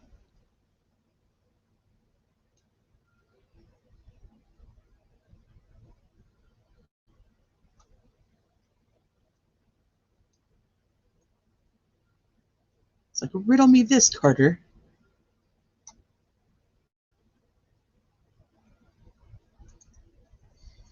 That's not the answer to the question, but I like this comment too. So 3:30 would be right. Disturbed by Derek's phone calls at 3:11, 3:14. Covered Abby and couldn't get the phone. It was under her body, under the branches. That's what I think. So I don't think whoever was seen at 3:57 out there on the road, I don't think that's the right guy. I don't think that's who it is. Scapegoat. I mean, I surely don't know, and if he is guilty, okay. But until a trial, I'm sure I believe. I'm under the firm belief right now. He is absolutely innocent until proven guilty, just as our court system is set to be. I just go with what we know now, and we, the public, in case anybody gets confused on who the we is. Whatever we know now, I don't know how you could convict him. If we just had to go, here's your jury, you guys just go sit down and you're going to read these documents, and I'm going to give you all the documents, you're going to read the documents, and then you're going to make a decision. There's no way I could convict this dude beyond a reasonable doubt. There's just no way. Now, everybody who's, more in the know keeps telling me that there's obviously something else that they have, and I'm like, well, where is that? And did they not give it over in discovery until after the Franks memorandum? Because there was still batches of discovery coming in, remember? And then there was still items that the defense was saying that they actually were still missing.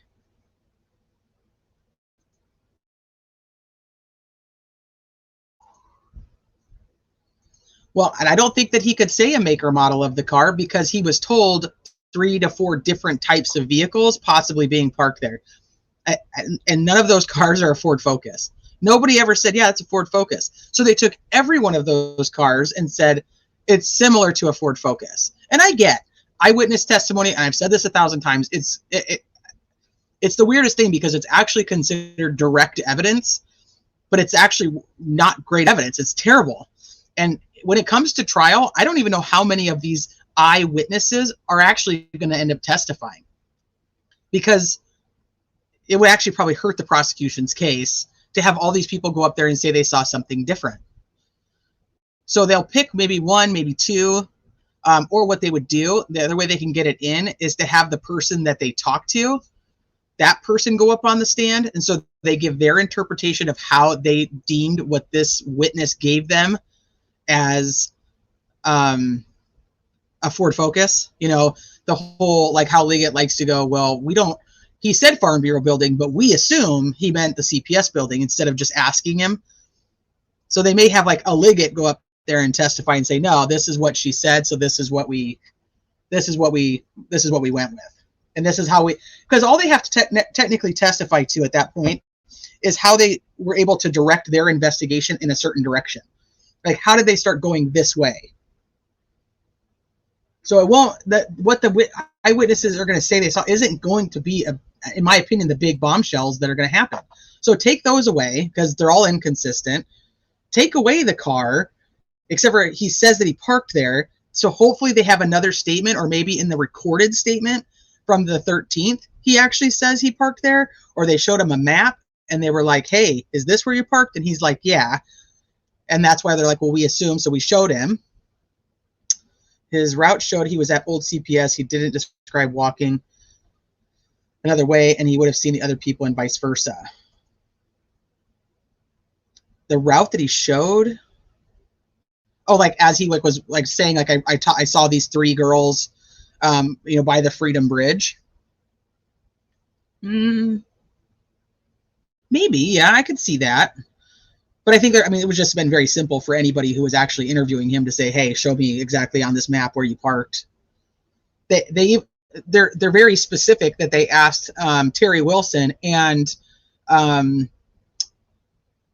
Betsy Blair exactly where the car was. They even had them draw it out on a map, and it was in a similar location. Like I would assume that they would do something like that.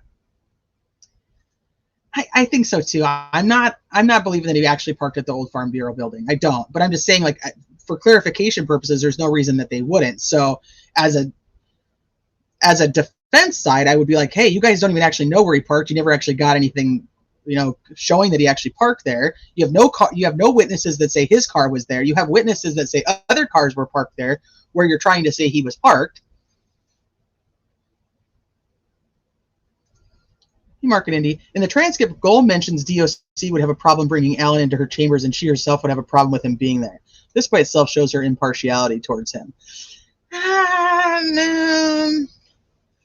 No, I think that's just not procedure, and so it could create some safety issues.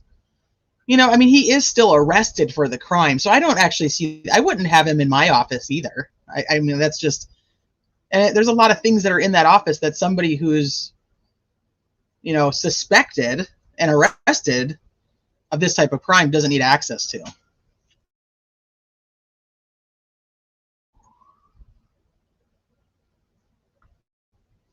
Yeah, Deborah, that's where I'm at. And I think that was the purpose. Does it make him innocent or guilty? No, but my gut is telling me that, like, there's something wrong with this whole leaky, weird stuff that does not add up. And the timing of it, everything being around October 4th, like everything is right around that date. And that date being the day they said they were ready to go to trial in January. And I don't want to get back on the Mark Roberts stuff too much, but his excuse for posting that tree picture, it continues to be, even now, that he posted it because Robert Fortson wanted him to post it to prove that Barbara McDonald was lying. And then he says that Robert Fortson was trying to post it himself, but he kept getting declined. Whatever. So he posts it. My problem is Barbara McDonald was on court TV on September 19th. So what? Nobody saw that episode until October 4th? Like, that, make sense, because that doesn't add up either. You're all of a sudden on October 4th, you're like, that lady on court TV is full of shit. And I think that we need to prove her wrong, but only on October 4th. Like, that's the day it has to be done. And if he kept getting declined, why did it matter then? Why would you reach out to somebody else and ask them to post it for you? Like, you needed it to be out there. You needed it to be out there. On the same day that they're saying, no, we're not asking for a postponement. We're going to trial in January.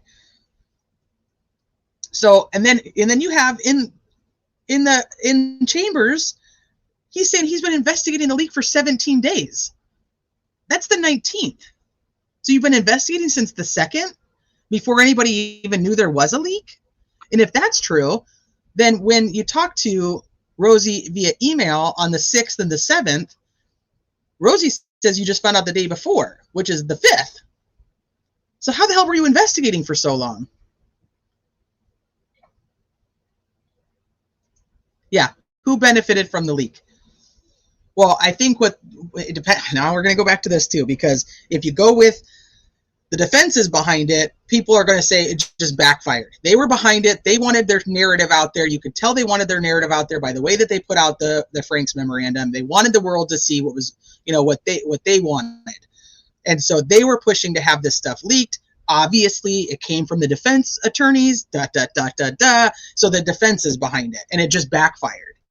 Now, if you go, it's the prosecution and the investigators that are doing it, then it's more orchestrated. But we have to prove a tie between any of these people and Mitch. But do not let it be lost on you that Mitch does not say in his affidavit when he took those photos and who and when he sent them to people. An affidavit that's stating I did all these things wrong has no date, does not tell us the date that he sent it to anybody, and does not tell us who he sent it to. Now, come on. So did this dude just take these pictures and somebody hacked into his phone and got his info? Did he actually send them to Robert Fortson? I mean, according to the defense team and the prosecutors, if you look at what they say, they believe it was in August because that's the same type of photos that were out for the depositions with Holman and everybody else. This just gets very, very convoluted and confusing. And there has to be a reason for that. Why does it need to be so convoluted and confusing? It shouldn't be. It should be very black and white. This is what we saw. This is what happens. This is Shane.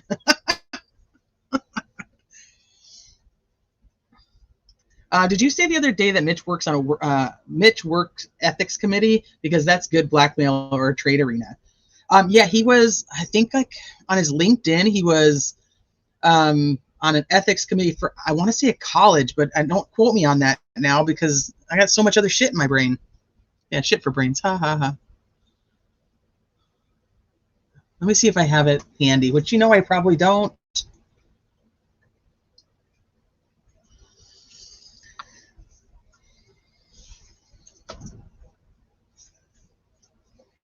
Hold on, you guys, real quick. With the dog clawing it.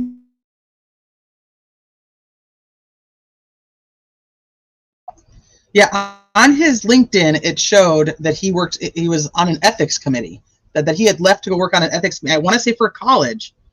Somebody pull it up. It's probably not there anymore. I'm sure it's gone now.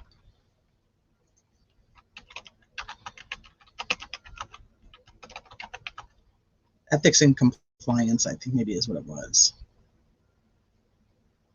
No, maybe it was a medical place. That might be it. Compliance and ethics at a healthcare firm. It was healthcare.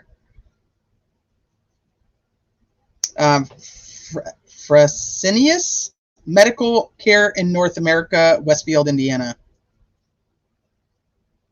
It's Fresenius. Ethics and compliance.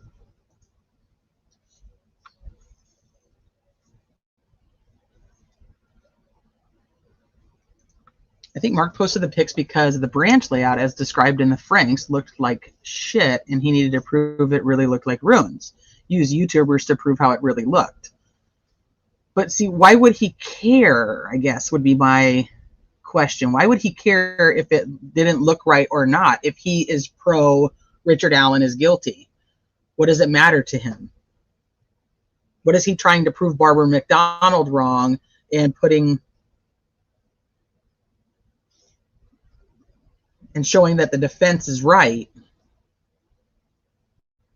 He's adamant that Richard Allen's guilty.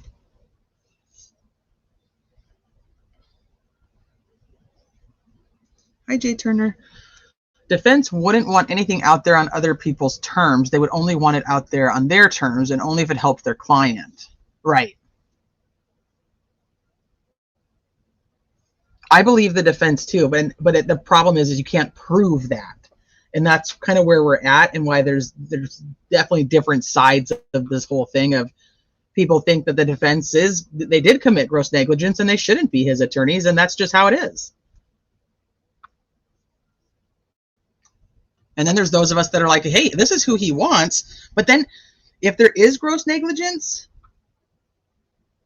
then he gets to file for an appeal based on the fact that his attorneys had committed gross negligence and nobody did anything about it. So you can't win that way either.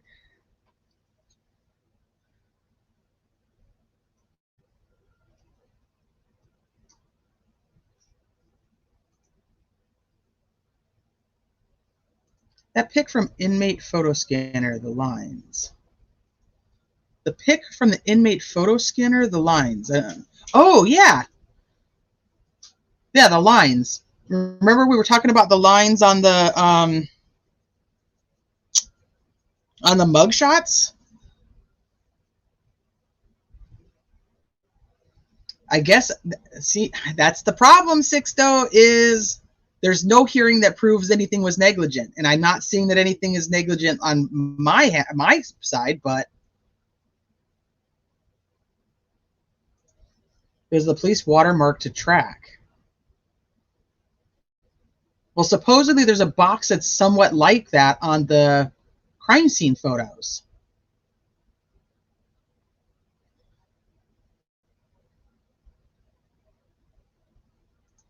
The Saturday before Allen got arrested, YouTube nearly exploded with a possible arrest.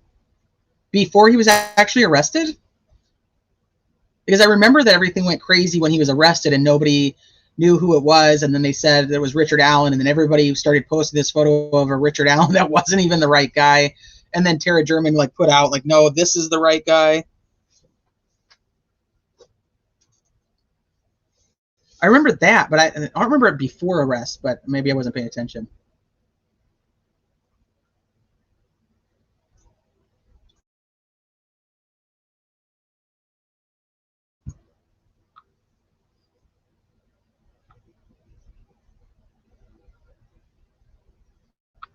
Because he was arrested on the 28th, but they waited for Carter to get home from Europe and held the press conference on the 31st. But it was weird that they waited for Carter to get there to do the press conference, but Carter wasn't there for the arrest.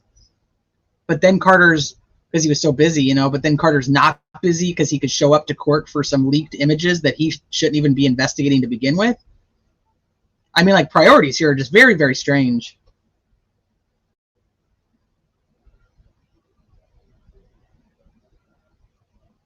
He's not pro-RA, he's pro-Baldwin and a fixer for Baldwin.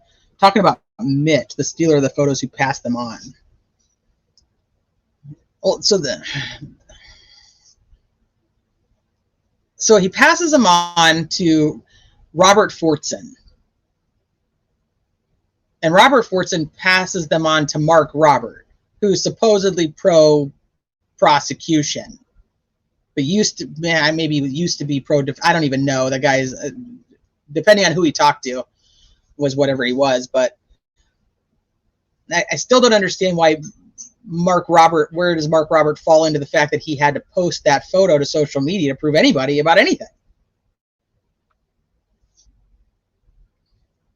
Right. Yeah. If it's so gross, this is what I would say. If it's so gross and it's so negligent, there should be no reason that we don't all know what it is. But then you're going to, then I fight the other side. And it's like, people are like, well, you guys just don't see that it is grossly negligent to have these crime scene photos out there. And I'm sorry, I don't see that as that doesn't make it or break it. If they had physical evidence that they have tested, like, let's say that they had gotten, we'll go with Brian Koberger's here. So they had the sheath and they were going to be doing their own testing on the sheath. And all of a sudden their buddy Mitch Westerman comes in and takes the sheath and goes away with it. And now the sheath is completely contaminated and everything is fucked up. Now that's gross negligence. I see that. But having photos of photos, the photos are not, they're not evidence of anything. I mean, it's like, obviously they're the crime scene, but I mean, they're not tangible evidence it's going to matter. You're still going to be able to show those and it's still going to go on the exact same way. It doesn't do anything to the evidence. And if it did, then we would have major issues with the fact that the law enforcement has been giving stuff to people forever. How does Barbara McDonald have pictures? Oh, you know what? That's what we're going to look up. Let's look that up. It said that he can see what she's holding. I think we can actually see what she's holding, or is he just talking about is he just talking about because of what's put on the screen? That's what I'm curious about. Let's look at that.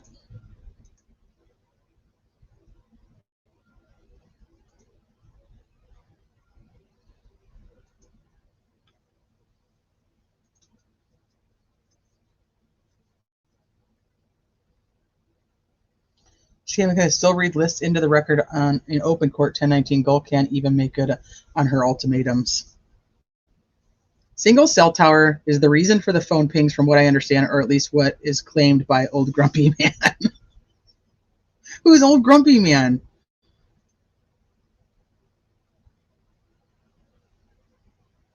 There's the old Farm Bureau insurance building. It's not even old, though. I mean, they built it on the same property, so it's kind of weird that that's even a thing. But it is in town. It just doesn't make sense that they would walk from that, right? He does. He describes parking at CPS. I don't have any issue with the fact that he actually parked at CPS, and I'm not trying to convince anybody that he didn't. I just have an issue with the fact that law enforcement wasn't more clear and just say, hey, here's the map. Show me where you parked. You know what I mean? Like, it should have been really easy to just be like, instead of, they do a lot of what I think is assuming, and that's a problem for me. We assume that. We assume, or even if it is bloody, and then like people are trying to say, well, the witness described that he had gotten in a fight, that he was muddy and looked like he had just gotten in a fight. So they assume bloody because somebody who just got in a fight would be bloody. And it's like, well, you can't. You can't just go around assuming shit like that. Right. Right, Deeds. Yep. And I think Humanimal said that when I was talking about towers before, that there's only like the one that's by the park, and the other one I think that he was by his house.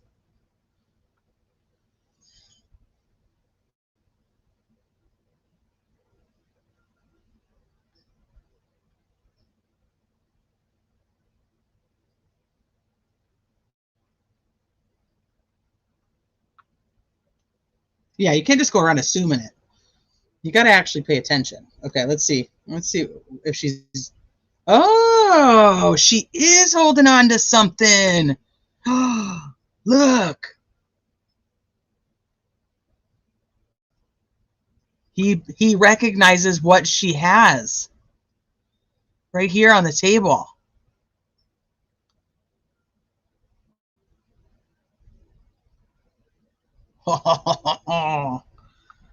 That she actually has the Odin report. The two girls. Writer Barbara McDonald is with us. Barbara, let's start here, okay? You've seen different depictions of those stick formations that everyone's talking about now, these stick formations on the two girls. What have you seen? And let's begin with Abby. All right, so I have been... Okay, so FYI, I cannot zoom in, but if you guys are watching on your phone, you can zoom in. I can't on the computer, but you can from the phone. Hearing about these stick formations and this image on the tree for a very long time, and very different characterizations than what's in this memorandum. Sources close to the investigation have provided me with drawings of what they say those images look like, the arrangement of those sticks. So let's start with the one of Abby, and it shows 3 sticks. Now, we have not placed her body here because this is how it was provided to me. We don't know exactly what the positioning on top of her was like, but this is supposed to be a representation of what the image looked like, the way the sticks were formed. Now let's put up the image from Libby. And there's 5 sticks involved here by my count. And you can look at these and decide if they look like something to you or look like they're randomly placed. I have spoken to many investigators who were on the scene at the time who say The assumption was they were randomly placed. They did not see a pattern. They didn't see intentionality there. The other interesting thing about these sticks, they did not collect them when they collected evidence from the crime scene. Whoa, whoa, whoa, whoa, whoa, whoa, slow down. They Sticks are placed on the bodies Yes. of the two. Who say, He has it right there. And so he says, I recognize that report. I recognize the report. That is the Purdue report. Why would she have the actual report?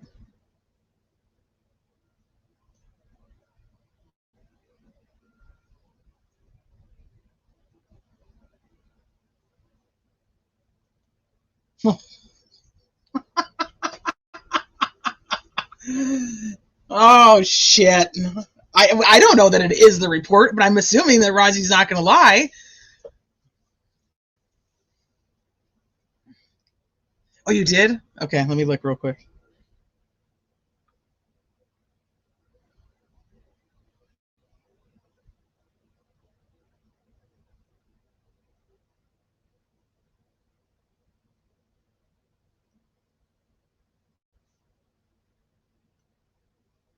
Why does it not want to come up?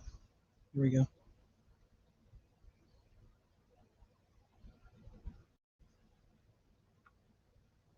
Okay, so it looks like there's definitely 4 pictures. Yeah, you can't really make anything out. Let me turn my camera on and see if you guys can see anything with that. Ah, shit.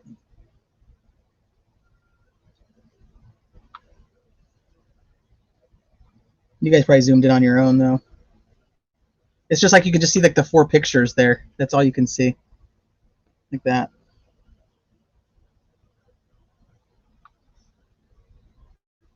That's probably the best I can get. Actually, let me... There. That's kind of crazy.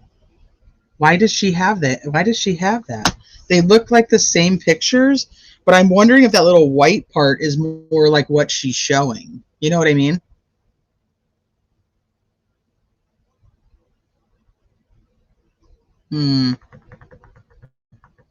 She's a journalist. But is it surprising? No. And I actually don't have any problem with it besides the hypocrisy. It's just so hypocritical. Yeah, I don't know if it helps. I mean, but it is. I mean, you can definitely see there's 4 pictures. I can't tell what's in the black versus what's in the white, but you can tell it's all part of the same thing. And he's saying, Rosie's the one that's saying that that is the Purdue report, that he recognizes it, that she has the Purdue report. So why isn't that gross negligence? Because it's before the gag order? But then you have to flip the script on that and say, well, so is that statement from the defense that I don't even think is gross negligence, but that she's deeming to be gross negligence. And I don't even, I mean, we'd really have to get down to the nitty gritty and try to figure out why would somebody accidentally being emailed something that wasn't actually evidence. I mean, it did have the trial strategy on it, or I mean, discovery strategy on it. Is that gross negligence? Is that incompetence? I mean, can she win with that? But then Rosie doesn't have anything to do with it. They're just a packaged thing.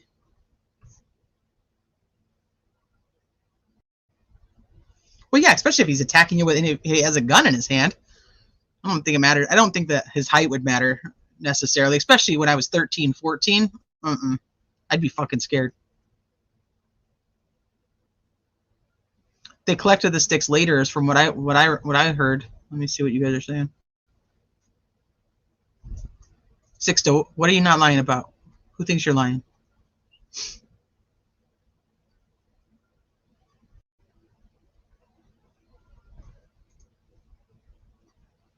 I missed this whole story.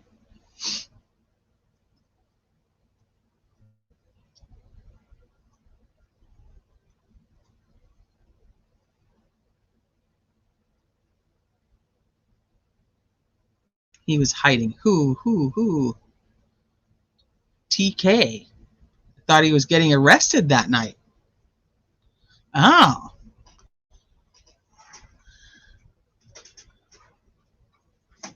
Well, that's interesting. I don't know if I don't know how much these guys were actually connected to each other, though. Okay, hold on real quick.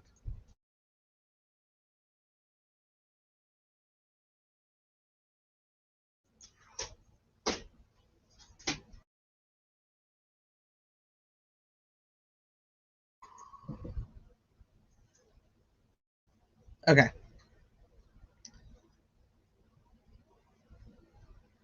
Gray Hughes got info, Idaho 4 info before the arrest was made. Well, yeah, not surprising.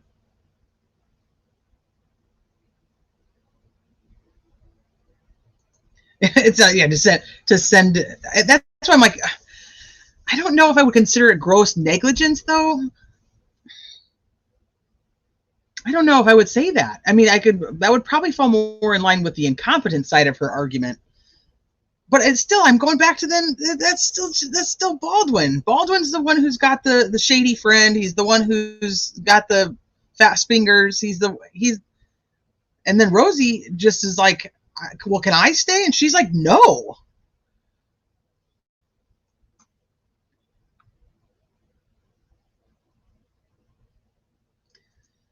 A lot of people still think that he has some tie to it. I struggled with the catfish theory, honestly, because statistically, if you're going to catfish somebody, you're not going to meet them. So if he catfished with the purpose of harming, I guess I could believe that, but I don't. KK is not like agile, so the catfishing there would typically be like statistically that he would catfish and meet them somewhere where he would be able to control them, and not. He's not a little dude. He's a heavy guy. I mean, I'm not trying to be mean, but he is. He's a heavy dude. He's not running up and down the hills in Delphi. So I've never really gone with it. Could he be connected to something that had happened? I always thought that's a possibility with the snuff films and things like that. Yeah, possibly. See, Dub, don't laugh at me, but it's true. Like, the guy's not running around like that. He's just not. He could catfish for somebody else, but he's not. If you're catfishing just to talk to girls and get attention, which is a lot of what he was doing, you don't meet them. You don't want people to know what you really look like. It screws up the whole point of the catfish. They stop talking to you. And that's why I think if he was going to catfish to harm them, he's going to do it in a place that he actually would be able to physically do something. I don't even know if he runs there.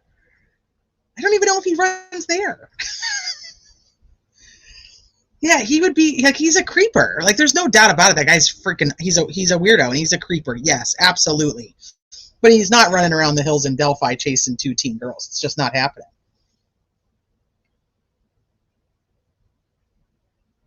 So that's my opinion. And so I never really bought too far into the KK stuff, only because he to me, he was never going to be the one who did it. But could he have provided connections? Possibly. The snuff stuff with the cell phone, that was huge to me. That maybe there was something that he gave access to and somebody else was able to do it. Piper. No, you didn't. Yeah, he's definitely fucking weird. I'm not sold that there's no evidence, Jackie, but I know why people feel that way. I do. There's not enough evidence, in my opinion.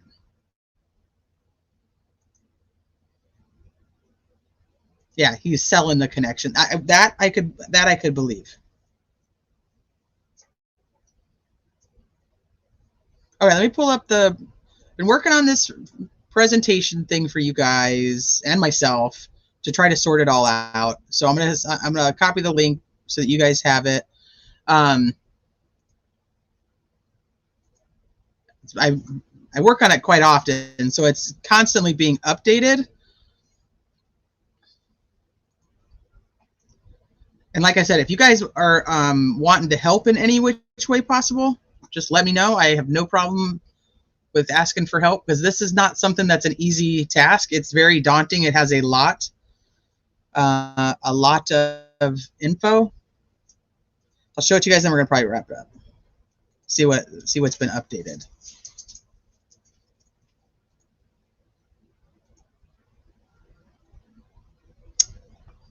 Did I put it in here? I did. Okay.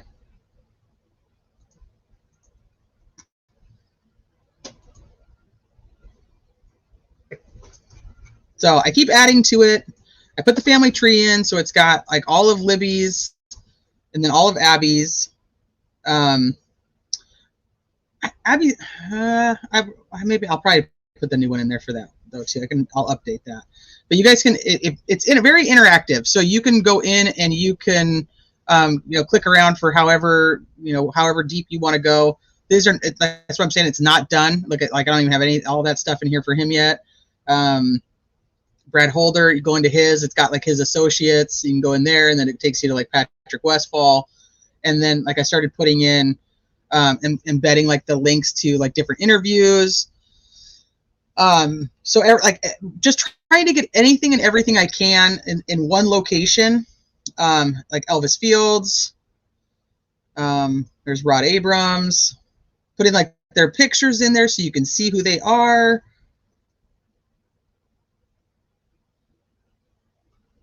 Let me see. Who else do I have on here? That's a good one that I've actually put something into. We can go to the witnesses.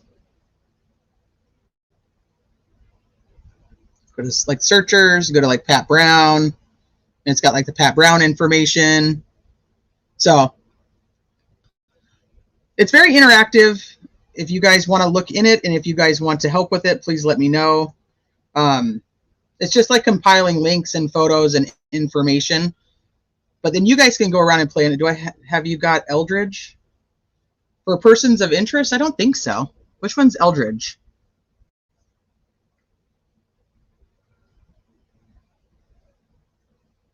I don't think so.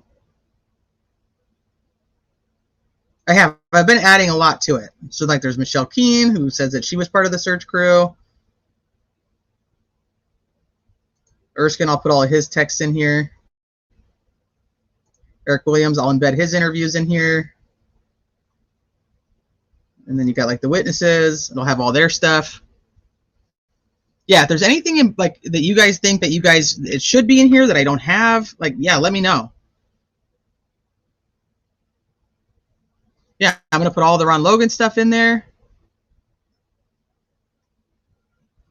And it's accessible for you guys. It's not accessible for you guys to necessarily edit, but it's accessible for you to go in and do whatever. Like I'll put in here, I'll have like everything, like all her statements is going to go in here.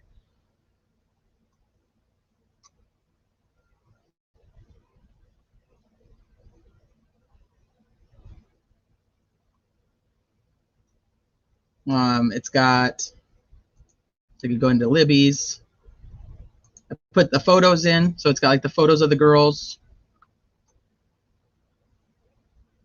It's her dad. And then it's got Cody's parents. So it's all very interactive. So you can go around and kind of piece everything together. But if you're looking for like how everybody's connected, like in the family, like this is the main page you'd want to go to. I'm telling you, this family tree is kind of like a wreath, though. It's not really a tree. This is the link. Apparently, it looks better on the computer from what people who have looked at it are telling me. So kept posting about Delphi. Looks like OGS and convicted felon with C-SPAN. Very early suspect. Eldridge. No, I don't think I have him on there. But I can definitely add him. Let me see who I have. For persons of interest, got Dennis Harmon. You guys remember him. Daniel Nations, Brad Weber, James Chadwell, Garrett Kurtz, James Duvall, Ron Logan, Keegan Klein, Brad Holder, Ivan Brumbaugh, and the Kokomo crew. So I'll add him in here.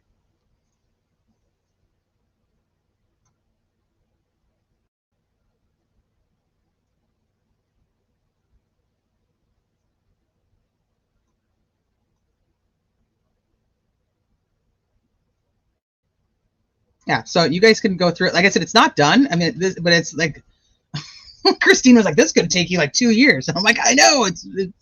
It's very it encompasses every angle of it. I'll put the link in again for you guys.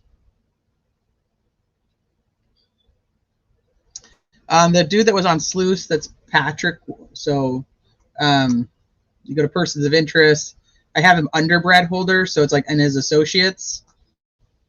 You can go to Patrick Westfall, and then here's like his interviews, and then I was adding like the articles and stuff. So the articles that they're in, that'll all be there. Let me see, like who else is there? Like Johnny Messer. So like his articles, like when he got in trouble, who he is. And then it has like I said, it has their pictures, so you can actually see what they look like. And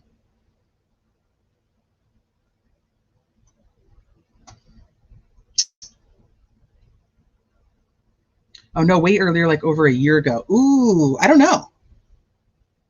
I don't know who it is.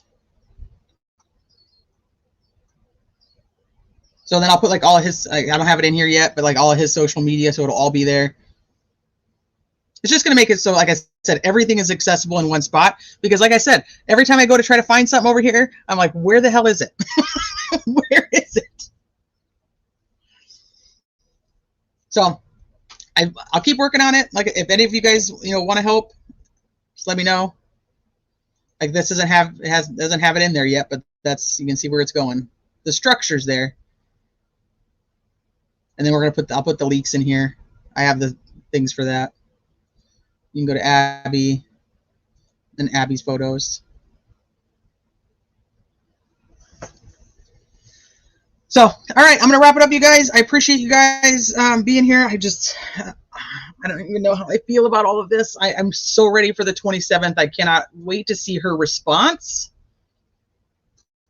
And I'm thinking that she might actually file it beforehand, especially if she does catch wind that there's going to be a peaceful protest done at the Supreme Court. She may file it even beforehand, but I still don't think that they're going to rule on anything until after the 27th anyway. So it's just kind of in camaraderie. If you are local, make sure that you guys go. All right, I'm gonna take off. I'm gonna go make. Oh, it's actually still early. I'm gonna go figure out what the heck I'm gonna make for dinner. I went live way early today. But I appreciate every one of you guys being here and listening to my opinions on who the hell knows what we're talking about on this episode of Delphi. The Delphi dilemma? Is that what we call it now? Anyone see the transcript of Alan's confession? Nope, have not seen it. I've heard rumors that it's out there, but no, I have not seen it.